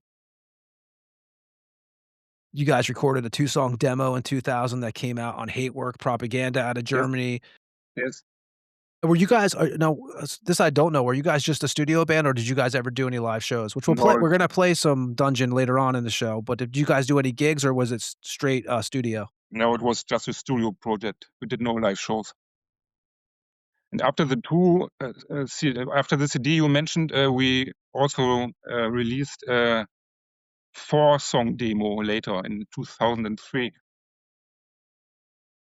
And back in the Pest camp, you know, as we mentioned, you guys are going in the studio to record the debut full length. Is it so? You guys are going in the studio to do the Era record, 11 tracks. We're gonna play a track from that here in a moment. But this is recorded in the band's rehearsal room, like you said earlier. Yes, from that day on, we recorded everything by ourselves. We bought a 8-track recorder, some cheap microphones, and tried to do it a good job. Yes, it was a very trial and error at the beginning. Not Yeah. so easy. The first recordings were really awful. A lot of people like the sound on the first album. If you record it by yourself, you think different about it. Yeah, we're always, you know, we're more judgmental on our own stuff too. You know, when you're doing the Era record, obviously Mr. Blasphemy joins. Is that record written before he joins the band, or did he have some part in the writing of that? It was written before he joined the band. He never did anything to the writings. He just is a instrument for Pest. Yeah, I'm gonna play a track off of that here in a second. I'm gonna play Warriors of Darkness. At first you guys put out, I will mention, you guys put out 300 copies at first, and eventually gets a bunch of releases on it. I saw in 2002 it got a release on Ketzer Records. 2003 came out on Full Moon Productions. You got a 12-inch vinyl release on Nuclear War Now Productions in 19. In 2022, a CD version of it, and then another vinyl version in 2022. When you guys first put that out, the first 300 copies, are you like sending that out to zines and stuff like that? Are you guys, you know, how are you guys trying to spread the word of Pest when you guys are just beginning? As we we sent some copies to magazines, and we also spread a lot of flyers. In our beginnings, the guys of Secrets of the Moon supported us very well. They spread our flyers, recommended us to other bands and people they knew and labels. Yes. Thank you, Secrets of the Moon. Yeah, great band. So I'm gonna play Pest Warriors of Darkness from the Era record. Anything you could tell me about this song? To be honest, we don't like the version on this album because of the bass drum. It click, click, click, click, click, you know? This is Pest with Warriors of Darkness from the 2000 Era record, and we'll be back with Scum and Atax of Pest.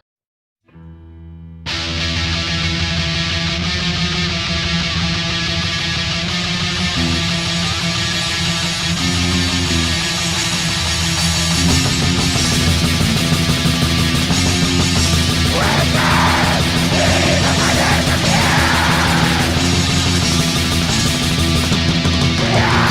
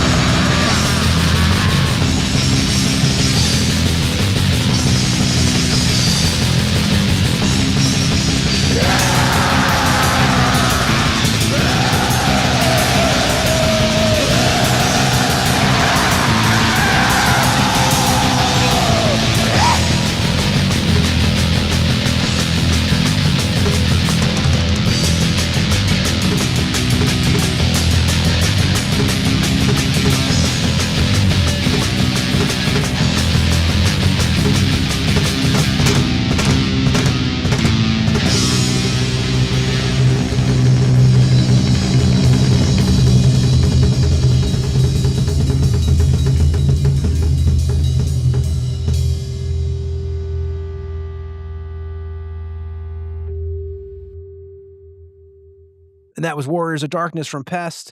In 2001, Kraftheim is formed from the ashes of broken buttocks, and it's Viking themed, this band. Yes, that's right. Morg and me were big fans of the Swedish Viking rock scene. Maybe you know the band Ultima Thule. It's, how should I say, very patriotic bands. Some bands may be nationalists, but we never dealt with fascist or racist people.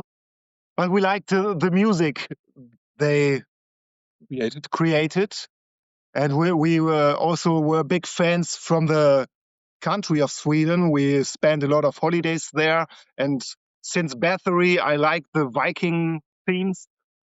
And yeah, we wanted to do something like that. And yeah, maybe it was a mistake. The first album we released on a skinhead label that says it's non-political, but if to be true, they are more right-wing than not. I wouldn't do it again. Yeah, because you guys are not a political, like, that's one thing with you guys, right? I actually read an old Kraftheim interview, and you guys have nothing to do with the political world. Yes, nothing to do with it. Extreme left, extreme right is not ours. The truth lies in between. That first lineup, what, it's you, Mork, and Andre on bass, Yes, and you're handling the vocals and guitar on that project. yes, that's right. And after the recordings of the first album, Andre quit the band. And so two other friends of me joined us, Daniel, and he joined us later on stage for Pest.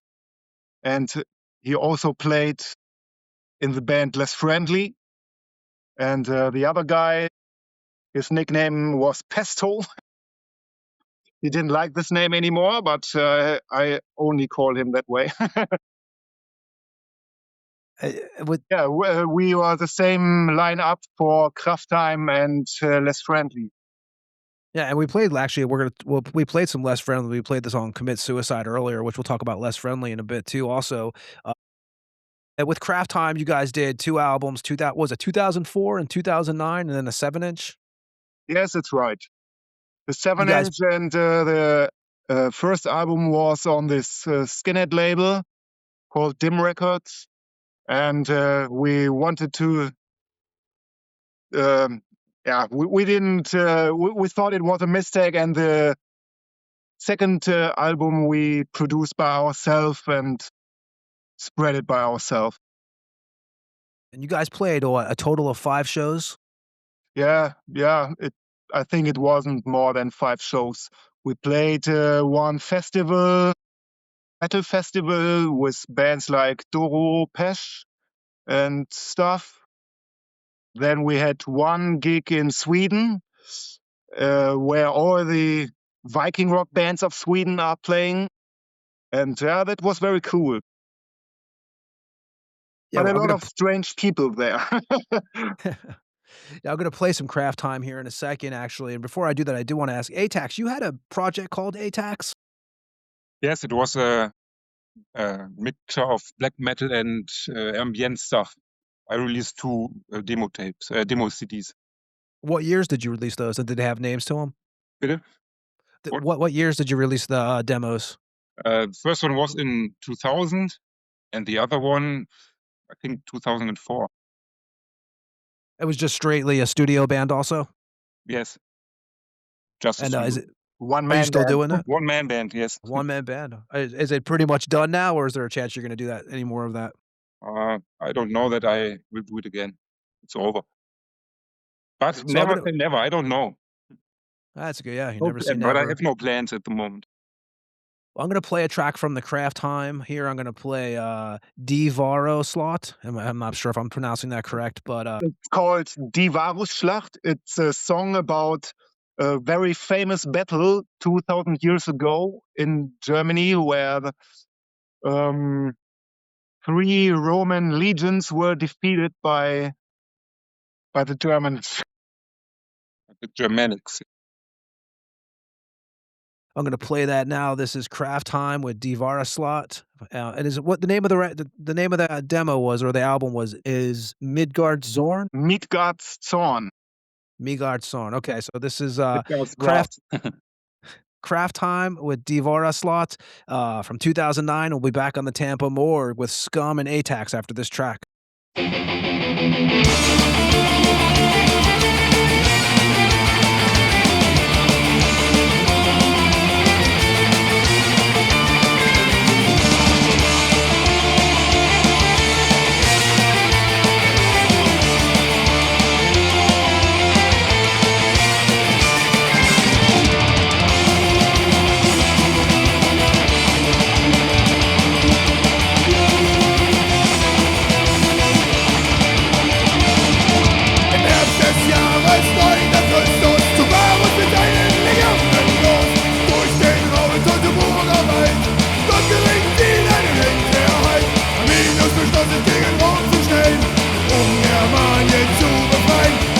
Über den Rheinreich für die römische Macht sollte sich ändern in einer großen Schlacht.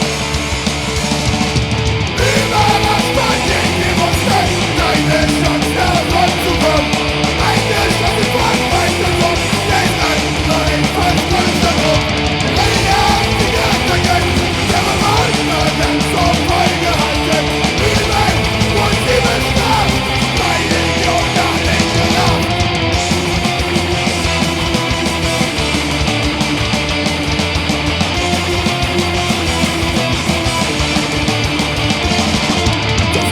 Versuchte Varus eilig, doch über den Fluss sind man sich nicht einig. In alle Richtungen töten die Legion, hinter den Hügeln warteten die Cherusker schon.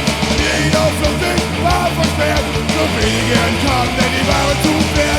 In Rom will man zu Knien nieder. Varus, Varus, gib mir meine Legionen wieder. Überrascht man gegen Demonstranten, keine Chance davon zu kommen. Eingeschlossen Frankreich und Rom, den Angriff als Konstantin. Eine einzige Attacke, der Revolver dann zur Folge hatte. Übel und die bestraft, drei Legionen dahin gerafft.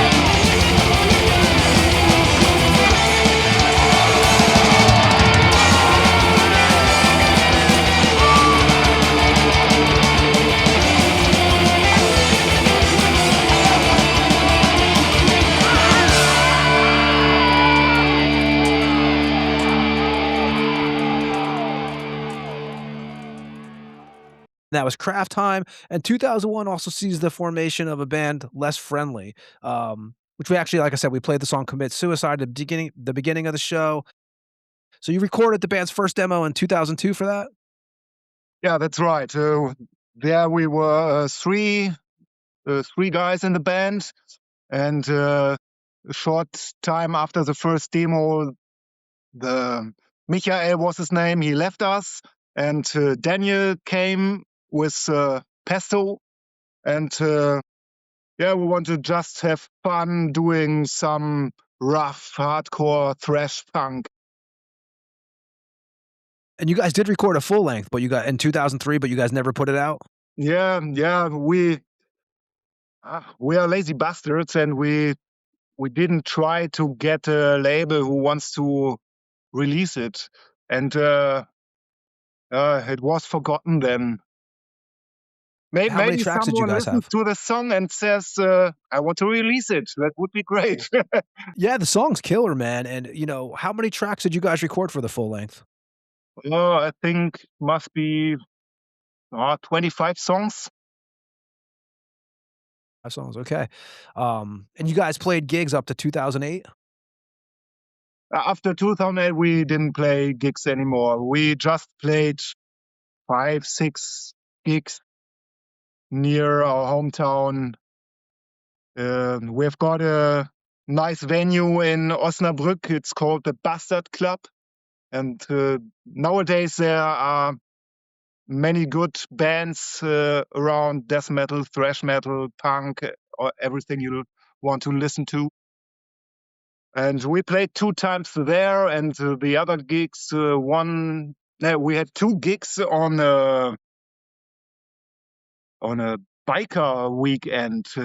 We played for the Gremium MC one time, and the other one was called Wotan MC, and it was little festivals for the bikers.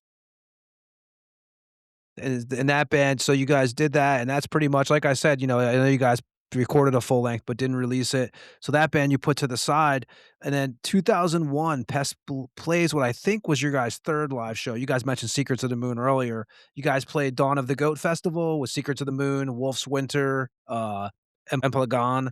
What do you guys remember about that gig and that festival? It was a very, very cool gig, a very good experience. Also, the other bands were great, and yes. Now, are you guys fans of what is more important to you guys? You guys enjoy playing live gigs, or is the studios, like the recordings, more important to you guys as a band for Pest? Absolutely, the recordings are more important.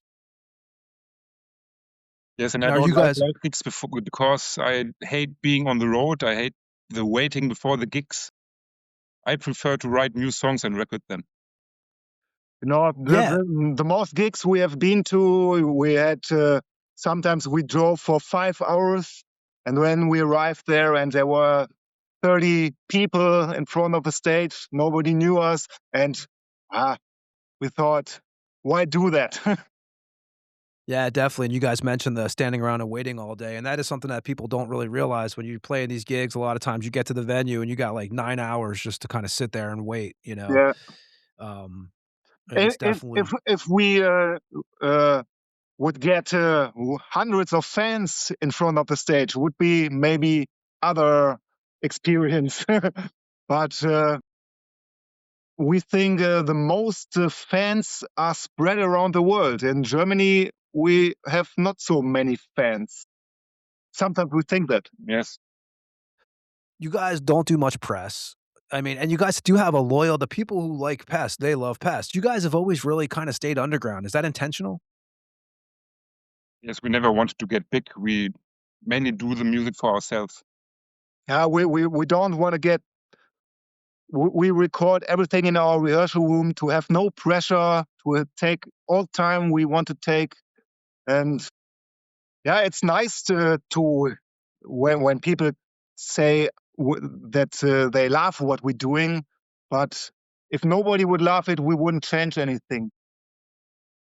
Yeah, and for you guys, like lyric-wise and stuff, and Atax, I know you handle a lot of lyrics and Pest and stuff. What is the behind, with Pest, what is the message there? Or what is how would you sum up the lyrical content for the band and what you guys are trying to portray through the music?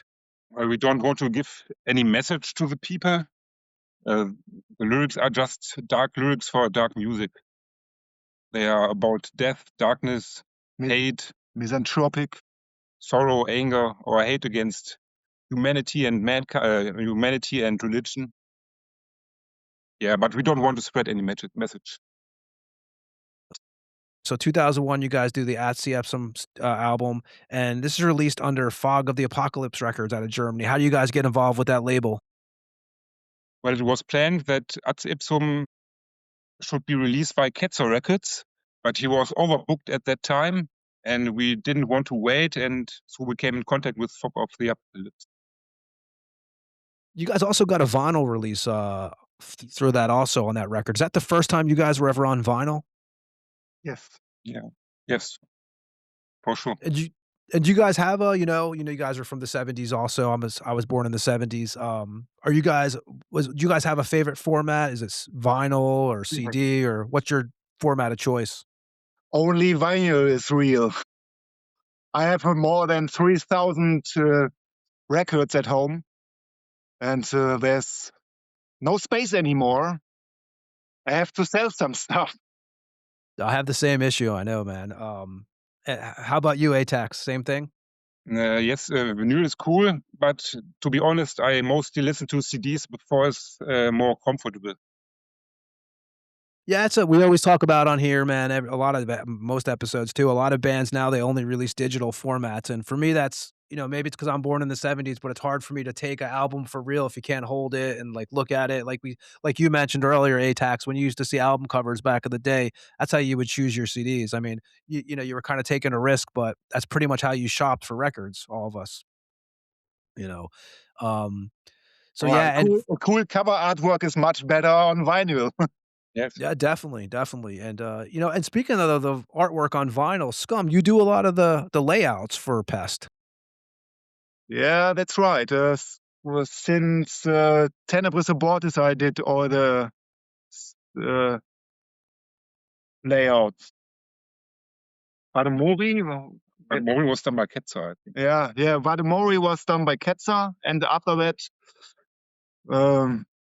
I did it. I learned to deal with Photoshop, and yeah, it was fun to do it. And how was for that for you guys when you first get your first release for Pest on vinyl? Was that kind of like one of those things, a checklist? Like, okay, Yeah, this is real.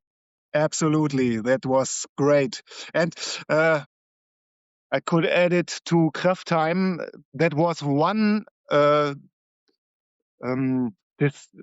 we decided to go to the Skinhead label because we knew they do vinyls, and we wanted to have our music on vinyl, and because of that, we chose this label. And Atax, you're doing the lyrics and stuff. And one thing I have noticed about the band is, you guys do lyrics in German and English. Was that like an idea right away when you started the band? No, it just came like that. Something I can express better in my home language. Yeah.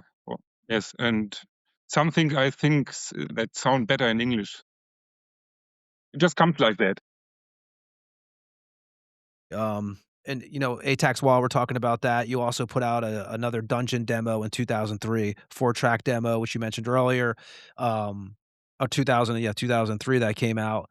I'm gonna play a track from that called the Whirl in a moment, but why did Dungeon end? And what year did it end officially? I can't tell you exactly when it ended. It just came like that. We never said, okay, let's stop it. Somehow it ended. I don't know. I have to say, Atax was getting lazy in playing guitar. Yeah, are you guys? Do you guys are you guys people who like actually love playing the instruments, or it's not really love playing the instruments? You just love making the music, or like Atax? Are you sitting around at home jamming on a guitar every day, or how about To you, be honest, I haven't played guitar for over a year now, but maybe it comes back.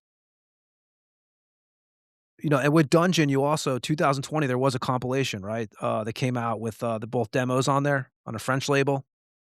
Yes. the French label France Doyle. He wrote us and asked us if we would like that the demo will be released again. And yeah, we said, okay, then you shall release all songs we have ever made. And yeah, he did. I'm going to play a track from the 2003 demo now called The Whirl. And we'll be back with Atax and Scum from Pest after this track on the Tampa Morgue.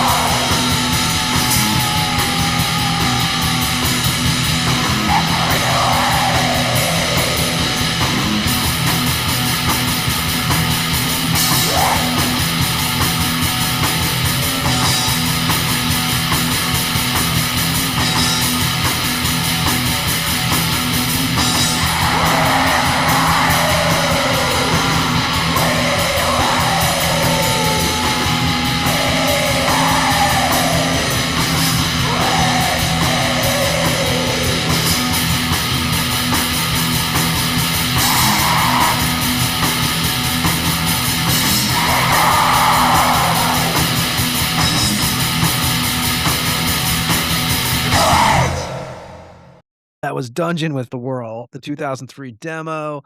And again, 2003, Pest is back in the studio doing Vado More, which is what, the third full length for the band. Wraps up recording. I think you guys finished it up in August of 2004. And do you feel like at this point, like the chemistry in the band, are you guys just flowing?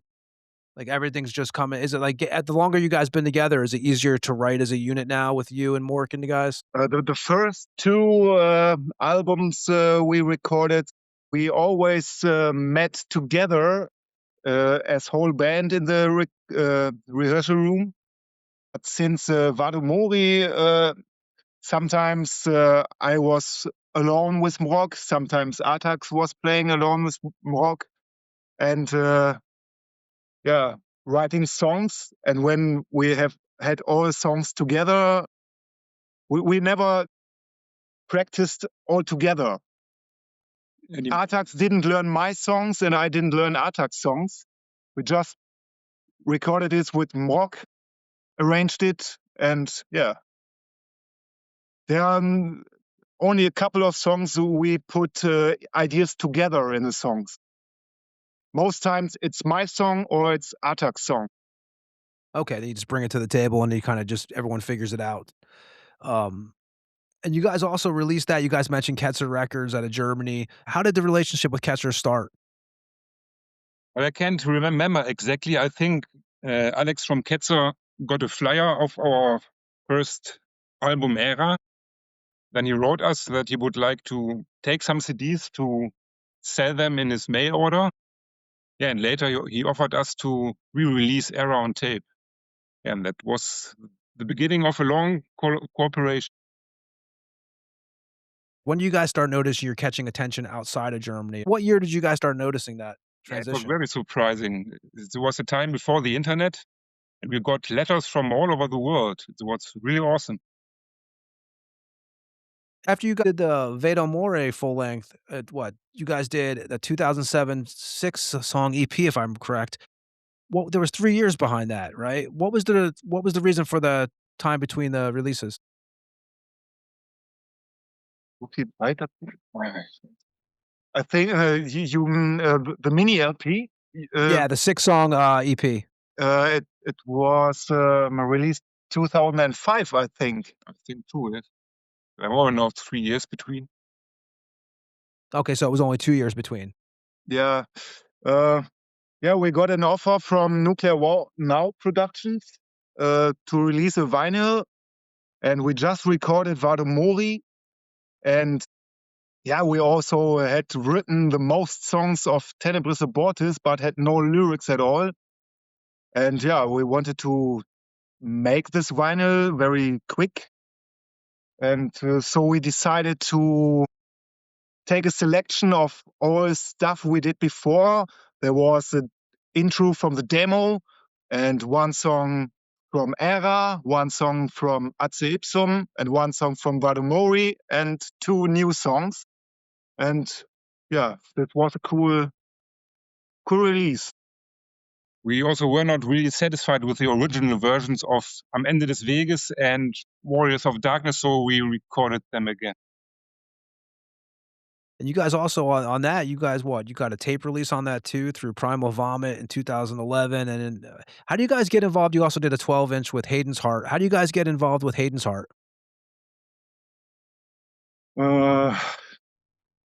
It was we just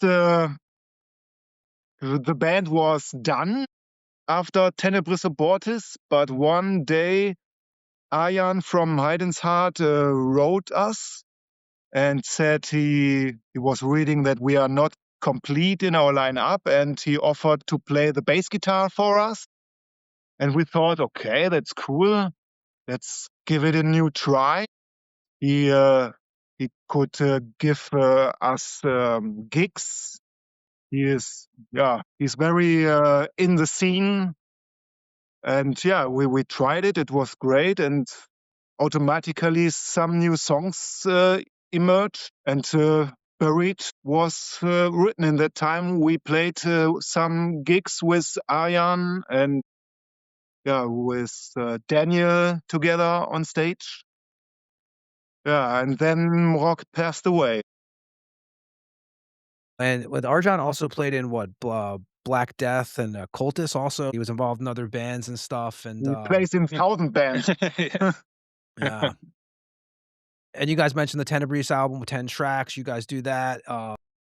At this time period too, you know, which we'll talk about obviously with Arthur Mork passing away. But before that, you guys are starting to. That's the most live period you guys had, right? 2009 to 2011. You guys are doing most of your shows. You guys Yeah. played Nuclear War Now Fest, right? I Yes, think during right. that time period. What were some of the most memorable shows you guys did during that period? Ja, ich habe Sie richtig verstanden. Beste Show war. Also the best show, yeah. Most memorable shows, the shows think that the stick Nuclear out to you War Now guys. show was the best. There were a lot of people who wanted to see us. All the other concerts, we had the feeling that there were a lot of people, but not because of us. It was some festivals, and one festival we played our first gig since 9 years, and we were the headliners. But we thought most people went home when we played. It was very empty then. You mentioned the Tenebris Abortus record that came out on Ketzer Records in 2009. I'm going to play a track from that here in a second called "Riding the Storms." You know, and you guys at that point, you guys have been around for 13 years. You know, it's your fourth full length. At that time period, do you guys feel like, you know, it took at that time, are you guys starting to feel more satisfied with the music you're making? Like, you know, and I get it because we're all critical of our old bands and our old releases and stuff. And at this period, are you guys starting to feel like confident as writers that you got in Pest where you wanted it to be when you first started the band? Yes, Tenebris Abortus is my favorite album of Pest. Yeah, yeah. That's there we really found our style, I would say. I'm gonna play the track, "Riding the Storms" from that record. It's only a minute and 34 seconds. So I'm gonna play that here in a second, and, anything you could tell us about that track? Now, by the lyrics, I'm thinking, you know, it's a kind of like probably a suicide song, right? 'Cause you got what's the chorus of it? "Fuck you all, I am dead, there's no regret," and stuff like that. Anything else you could tell us about this song? Where it just says, "I'm dead and I don't care. Now I'm riding the storm." We're gonna play that right now. This is Pest with "Riding the Storms" from the 2009 record, and we'll be back with the guys from Pest on the Tampa Morgue after this track. And we mentioned you guys were active till 2011, and, obviously, you know, the tragedy hits the band. Co-founder Arter, you know, he's killed in a car accident, June 8th, 2011. Some fond memories you guys have of him. He was not just a band member, he was a very close friend for about 20 years. One of the nicest guys I've ever met in my life.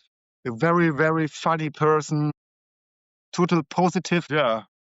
We had a lot of fun together. A very good guy. Do you remember the last time you guys spoke to him actually and hung out? I remember the last day I met him. We recorded 2 songs for the Buried album. We just it were new songs. I just wanted to record them, to work on it, because Rock was to go on holiday for 2 weeks, and I wanted to have something to do in the time between. And yeah, it was the last time I've seen him. The last drum hit you hear on one song, it's the last drum hit he ever did. How about you, Atax? Do you remember the last time you talked to him? Was it the same recording I session? think one day before he went to holiday, he visited me at my home. Yeah, and we said, "Okay, see you in 2 weeks." And yeah, it's the last time I saw him. Is that when you guys decided to step away from the band for a while when he passes away? But we couldn't imagine to continue Pest without him, so we quit. And you guys mentioned, you know, you guys did the rehearsals a few weeks prior, and you guys recorded that, which is actually the 2014. It's on the Buried full length. What do you remember from those final sessions you guys had on that release, and what made you guys, you know, what made you guys decide to put it out? I love the songs, and I never wanted to record the songs with another drum player. They were the last recordings with him, so we wanted to release them. I'm gonna play a track from that recording right now. I'm gonna play Awakening from the Buried album. Anything you could tell us about this track? Awakening. Your lyric. I don't remember the lyrics at the moment. And there's one line, "What exists has to be destroyed, never to be again." Okay. Yeah, it's some kind of the rise of a demon that destroys the earth, something like that. I'm gonna play this track now. This is the last recording with Mork. This is Pest Awakening from the Buried album that came out on Primal Vomit Records and Ketzer Records. Also got a vinyl release in 2020 and 2021 on Nuclear War Now Productions. This is Pest with Awakening, and we'll be back with the guys from Pest after this track on the Tampa Morgue.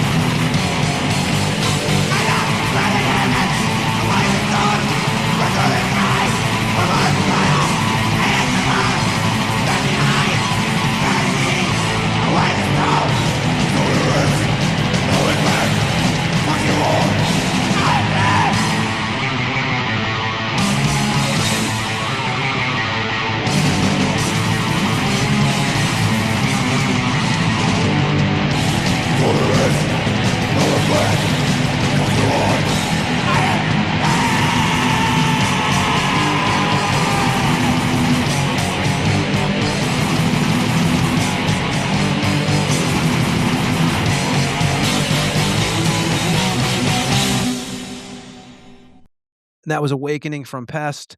You guys also did 2 compilations in 2014? That came out? Yes, Fallen Angel Productions from South Korea contacted us and wanted to re-release Era, but at this time Ketzer wanted to do it, and so I said, no, you can't do it, but I had this idea to make a best-of compilation album with some unreleased other versions of songs, so we sometime recorded, and yeah, he said, yeah, cool, and he did it. And when you guys have off, when you guys are not doing, obviously the band gets put to the side. Are you guys jamming together, or you guys stop playing music altogether for a certain period of time when Mork passes away? We played for several years, I think. I didn't pick up my guitar since 1 or 2 years after his passing away, and then came the time I grabbed the guitar and was playing a little bit. Sometimes not for a lot of weeks, but every time I took my guitar, there were some good ideas and I merged new riffs. And yeah, I worked on songs, but never thought about recording new Pest songs. But it was Pest. And then some years later, I bought an e-drum for me at home. And yeah, I made songs, but I didn't play so often, so I was not good enough. I was not fast enough.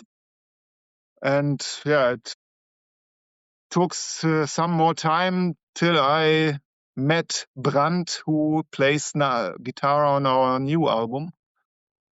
And because of him, I played more regularly on the drums and became better and better. And I had a 5 or 6 songs as e-drum demos ready at that time. And yeah, I became better and better. And then I thought, why not release it as Pest? Because it's good enough now. And I wouldn't have done it under the name Pest if Atax hadn't joined us, but he did. And yeah, he contributed one more song to the new material. And we contacted Mr. Blasphemy then if he wants to join us again to record an album. And yeah, that's now Eternal Nightmares. When you pick up the drumsticks and start doing this again, was that something that you wanted to do because, it's kind of like a respect for Mork when you decided to do that? Yeah, Take over the drums? yeah, it felt wrong to me to let another drummer play for Pest. And so I decided, because I played with him 2 times a week for years, and I think his DNA of drumming is inside of me, and I did my best to play as good as him. I'm not, but I tried my best, and I think it's good. Yeah, the new album's killer. We'll talk about that here in a few minutes. And Brett joins in 2021, right? What was his musical background? What bands was he involved with prior? Our new guitar player. Yes. Yeah, it was a time in the Corona lockdown, and I take a walk over the fields, and there was this young guy with a dog, and he was wearing a Bathory t-shirt. And I thought, oh, I have to speak to this guy. And yeah, I spoke to him and asked him if he plays an instrument. And he says, oh, yeah, I play a little guitar, but he never played in a band before. He's very young. He was 24 at this time, could be my son. And yeah, but I wanted to give it a try. And said, let's jam together. And yeah, we tried it, and he had some good ideas, and we created 3 songs together. Yeah, and because of him, I get better and better on the drums, and Pest continued. What was the first song written for Pest after the reformation? The first riffs that I played is a song from the split LP with Cultus, the song called The Ancient Sleep. And you mentioned the split with Cultus that came out, the Cultus out of the Netherlands, another band of Argent, and each band did 4 tracks on that, right? Yes, it's right. We recorded all the new songs in one period, and then I had to decide which one is for the album and which is not. And yeah, the songs that I didn't want to get on the album is on the split LP now. And that split was a co-release, right, with Hayden's Heart and Nuclear War Now? Yes, right. Yes. And when you guys did you guys have you done any shows since the reformation? No. And is that we didn't want to do it. I must say, I'm not good enough to play our gig on the drums, and I don't want to get another new drummer to do it.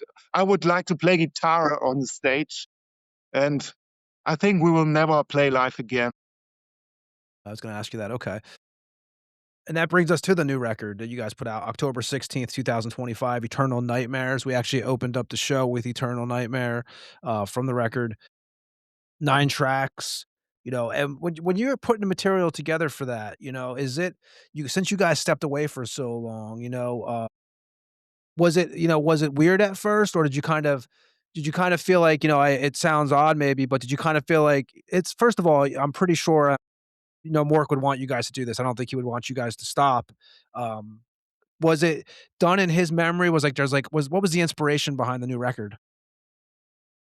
There was no inspiration. It just came naturally by playing guitar at home, emerging new riffs, and yeah, as I told, I recorded some e-drum demos just for me, and when I would not have met Brandt, maybe it would have never been released.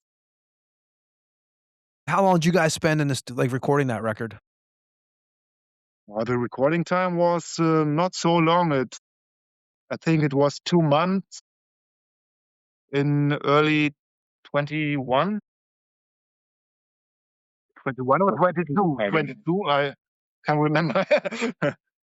There was a when you lot of record- delay in releasing this record after finishing the recordings. Oops. Well, that's the one thing I think that you guys kind of have avoided since the demo. You guys don't have to you have your own studio, so you're not on a clock, you're not being charged by the hour, you're not Yes, having to right. deal with that stress. You guys kinda, and being that, talking to you and Atax, that you guys both do it at, it's definitely like you're not looking to play live gigs anymore. You're not really worried about what anybody thinks. It's kind of like you kinda have that luxury of taking the time to make it how you want it, and that has to be a huge luxury for you guys. Yeah, it feels good. We don't want to have pressure and just have a good time and creating good songs. And I would like to play live again, but yeah, not everybody of the band wants to do it, and I just would like to play live only if there would be a lot of people who wants to see the show. And And the cover art to that record, did you guys shoot that cover art yourself? yes, everything is done by ourselves. We have got a little cemetery in the forest, and someday we found that, and yeah, we thought it's a nice place for taking band photos, and yeah, And you guys so you guys have the Eternal Nightmares record out, and so I guess, it's probably too early to say since it just came out in October, but are you guys planning to keep on making music with Pest? We'll see. Never say never, I would say. we didn't play since the recordings were finished, so Pest is sleeping again now.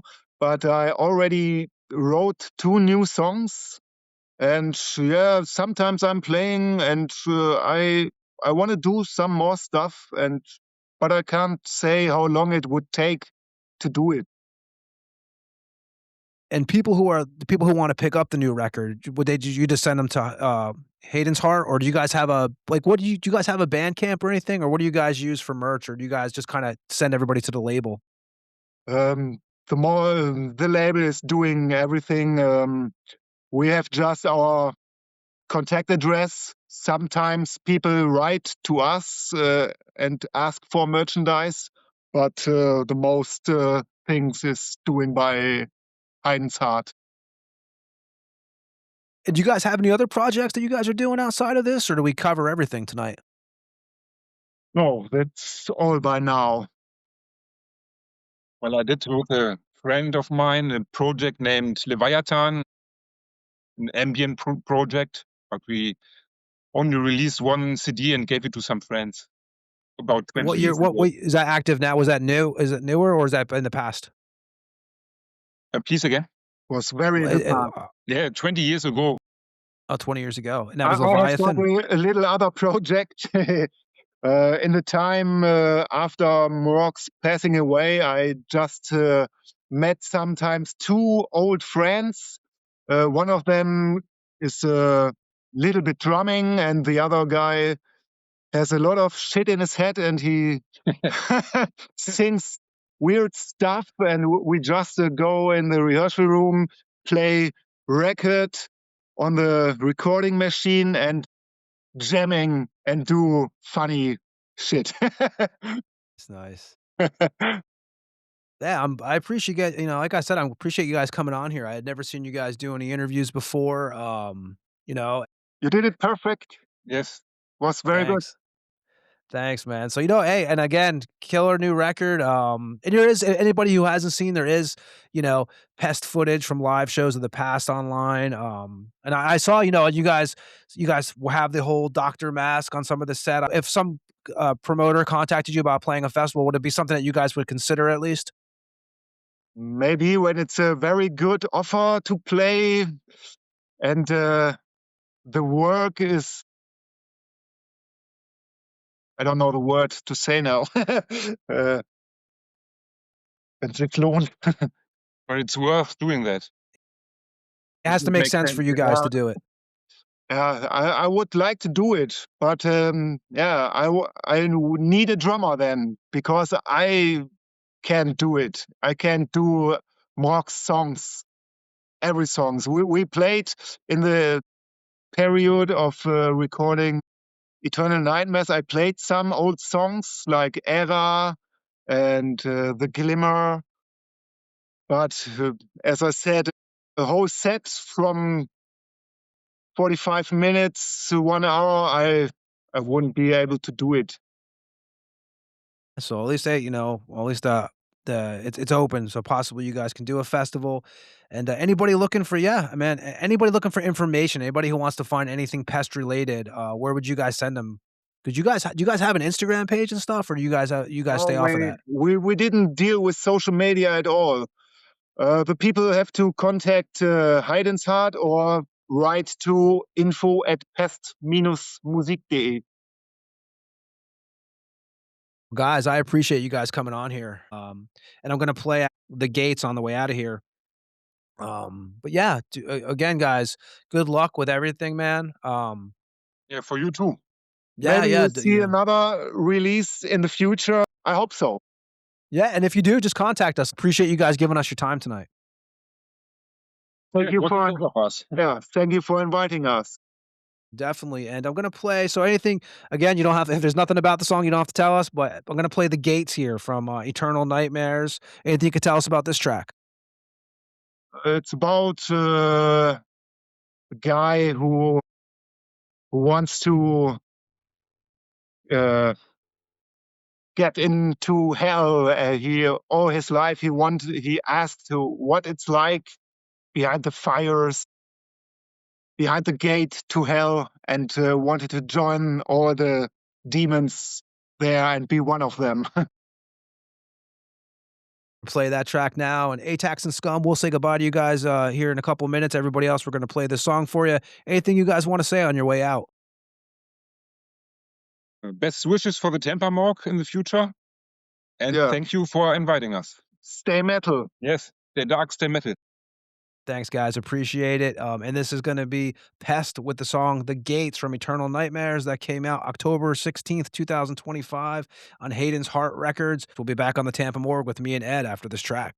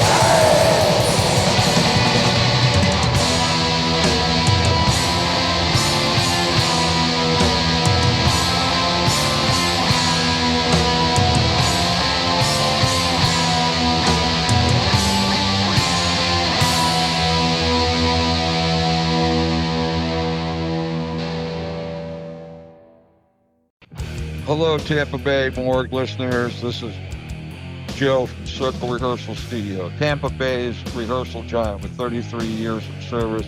We know what you need to rock. Large, clean, quiet, cool, smoke-free, isolated rooms with the best gear at a musician-friendly price of $25 an hour. Professional, courteous, easygoing environment. Recently upgraded and remodeled with top-quality gear, Marshall, Ampeg, Pearl, Tampa, JBL, Yamaha, PPE, and more. We have the experience and the gear to provide you with the best possible rehearsal experience at the best price. Just completed and soon to open Circle's demo studio for your recording needs. From laying down drum tracks to complete projects, we have you covered at a musician-friendly price. Also in the work is the pro rehearsal room, specially appointed and stocked with the best gear at nicely competitive rates. Our contact number is 727-546-8930. Our address is 10841 75th Street, Seminole, Florida, 33777. We have 7 large rehearsal rooms. Looking forward to seeing you soon. Thanks. That was Pest with the Gates, and I want to thank Atax and Scum for joining us and hanging out on the Tampa Morgue tonight. And episode 121 in the books. Hey, how you doing, man? Yeah, Cool guys, though, right? A good episode, Yes. man. It was another good. I feel like we're lucky, man, because we like the people we get on the show. Good guys. I'm glad they gave us the opportunity to do their first interview after They many, were many years. very forthcoming with, like you can always tell somebody who's interested in the conversation by the answers they give. Yeah. They're not one-word answers. A lot of times they go into a whole dialogue about answering the question. And to me, that shows that, hey, I respect, what's going down. And that's how that it felt respectful the whole time. They were cool guys for sure. For these guys, we get it. Like, we know, like, when we interview these bands and stuff, like, they lost one of their best friends or bandmate, Arthur, aka Mork, and for them, this is the first time they've ever done something like this. So it's for them, it's probably a tribute to their former bandmate too, which obviously Eternal Nightmare is the record they put out in October of 2025 was. I mean, you got Scum taking over the drums as like a tribute to the drummer that they lost. So, I thought it was a great interview. Cool guys, man. Glad to get them on here. But that is Pest from Germany. If you haven't checked them out, definitely check out the new record. And Ed, I mean, I don't know about you, man, but I say we keep it short at the end here tonight. We're working on some stuff for next week, which we'll be announcing anytime on the Instagram, which we always say, if you want to find out what we're doing, this is the best place to check. We do use YouTube. We do use, you're not going to find any updates on YouTube because we're just totally audio up there. Yep. Facebook, you'll find some updates, but definitely the Instagram page because that's where we're most active at. Yep. So. And the thetampamorgue at gmail.com for any emails. We appreciate them and the questions that you guys ask, because a lot of times, some of those questions were like, I wouldn't have thought about that. So it's cool. Definitely cool. It gets us to reminisce about older bands that we used to listen to, or just some stuff that, the scene. The scene we lived in, man. When you ask about the Tampa stuff, it brings back a flood of memories, because then I remember shit and I'm like, oh my God, that was a great time. Yeah, and it goes fast, as we always say. So sure does. Yeah, fucking flies by. But everybody who listens, we appreciate you. We're gonna bolt out of here fast tonight. 2026 has just started. It's our first episode of the year, so we appreciate, again, anybody who gives us their time, checks out the show, spreads the word, whatever. We thank you. Absolutely. And Ed, unless you have anything else, man, we'll be back in a couple days. Let's make like a tree and get the fuck out of here. Hell yeah. Everybody, thanks for listening. Another episode of the Tampa Morgue. Thank you to Scum and Atax for joining us tonight, and we'll see you next week. Peace. See ya. This is King Fally from Deceased, and you just listened to another episode of the Tampa Morgue. Tune in next week and stay fucking dead.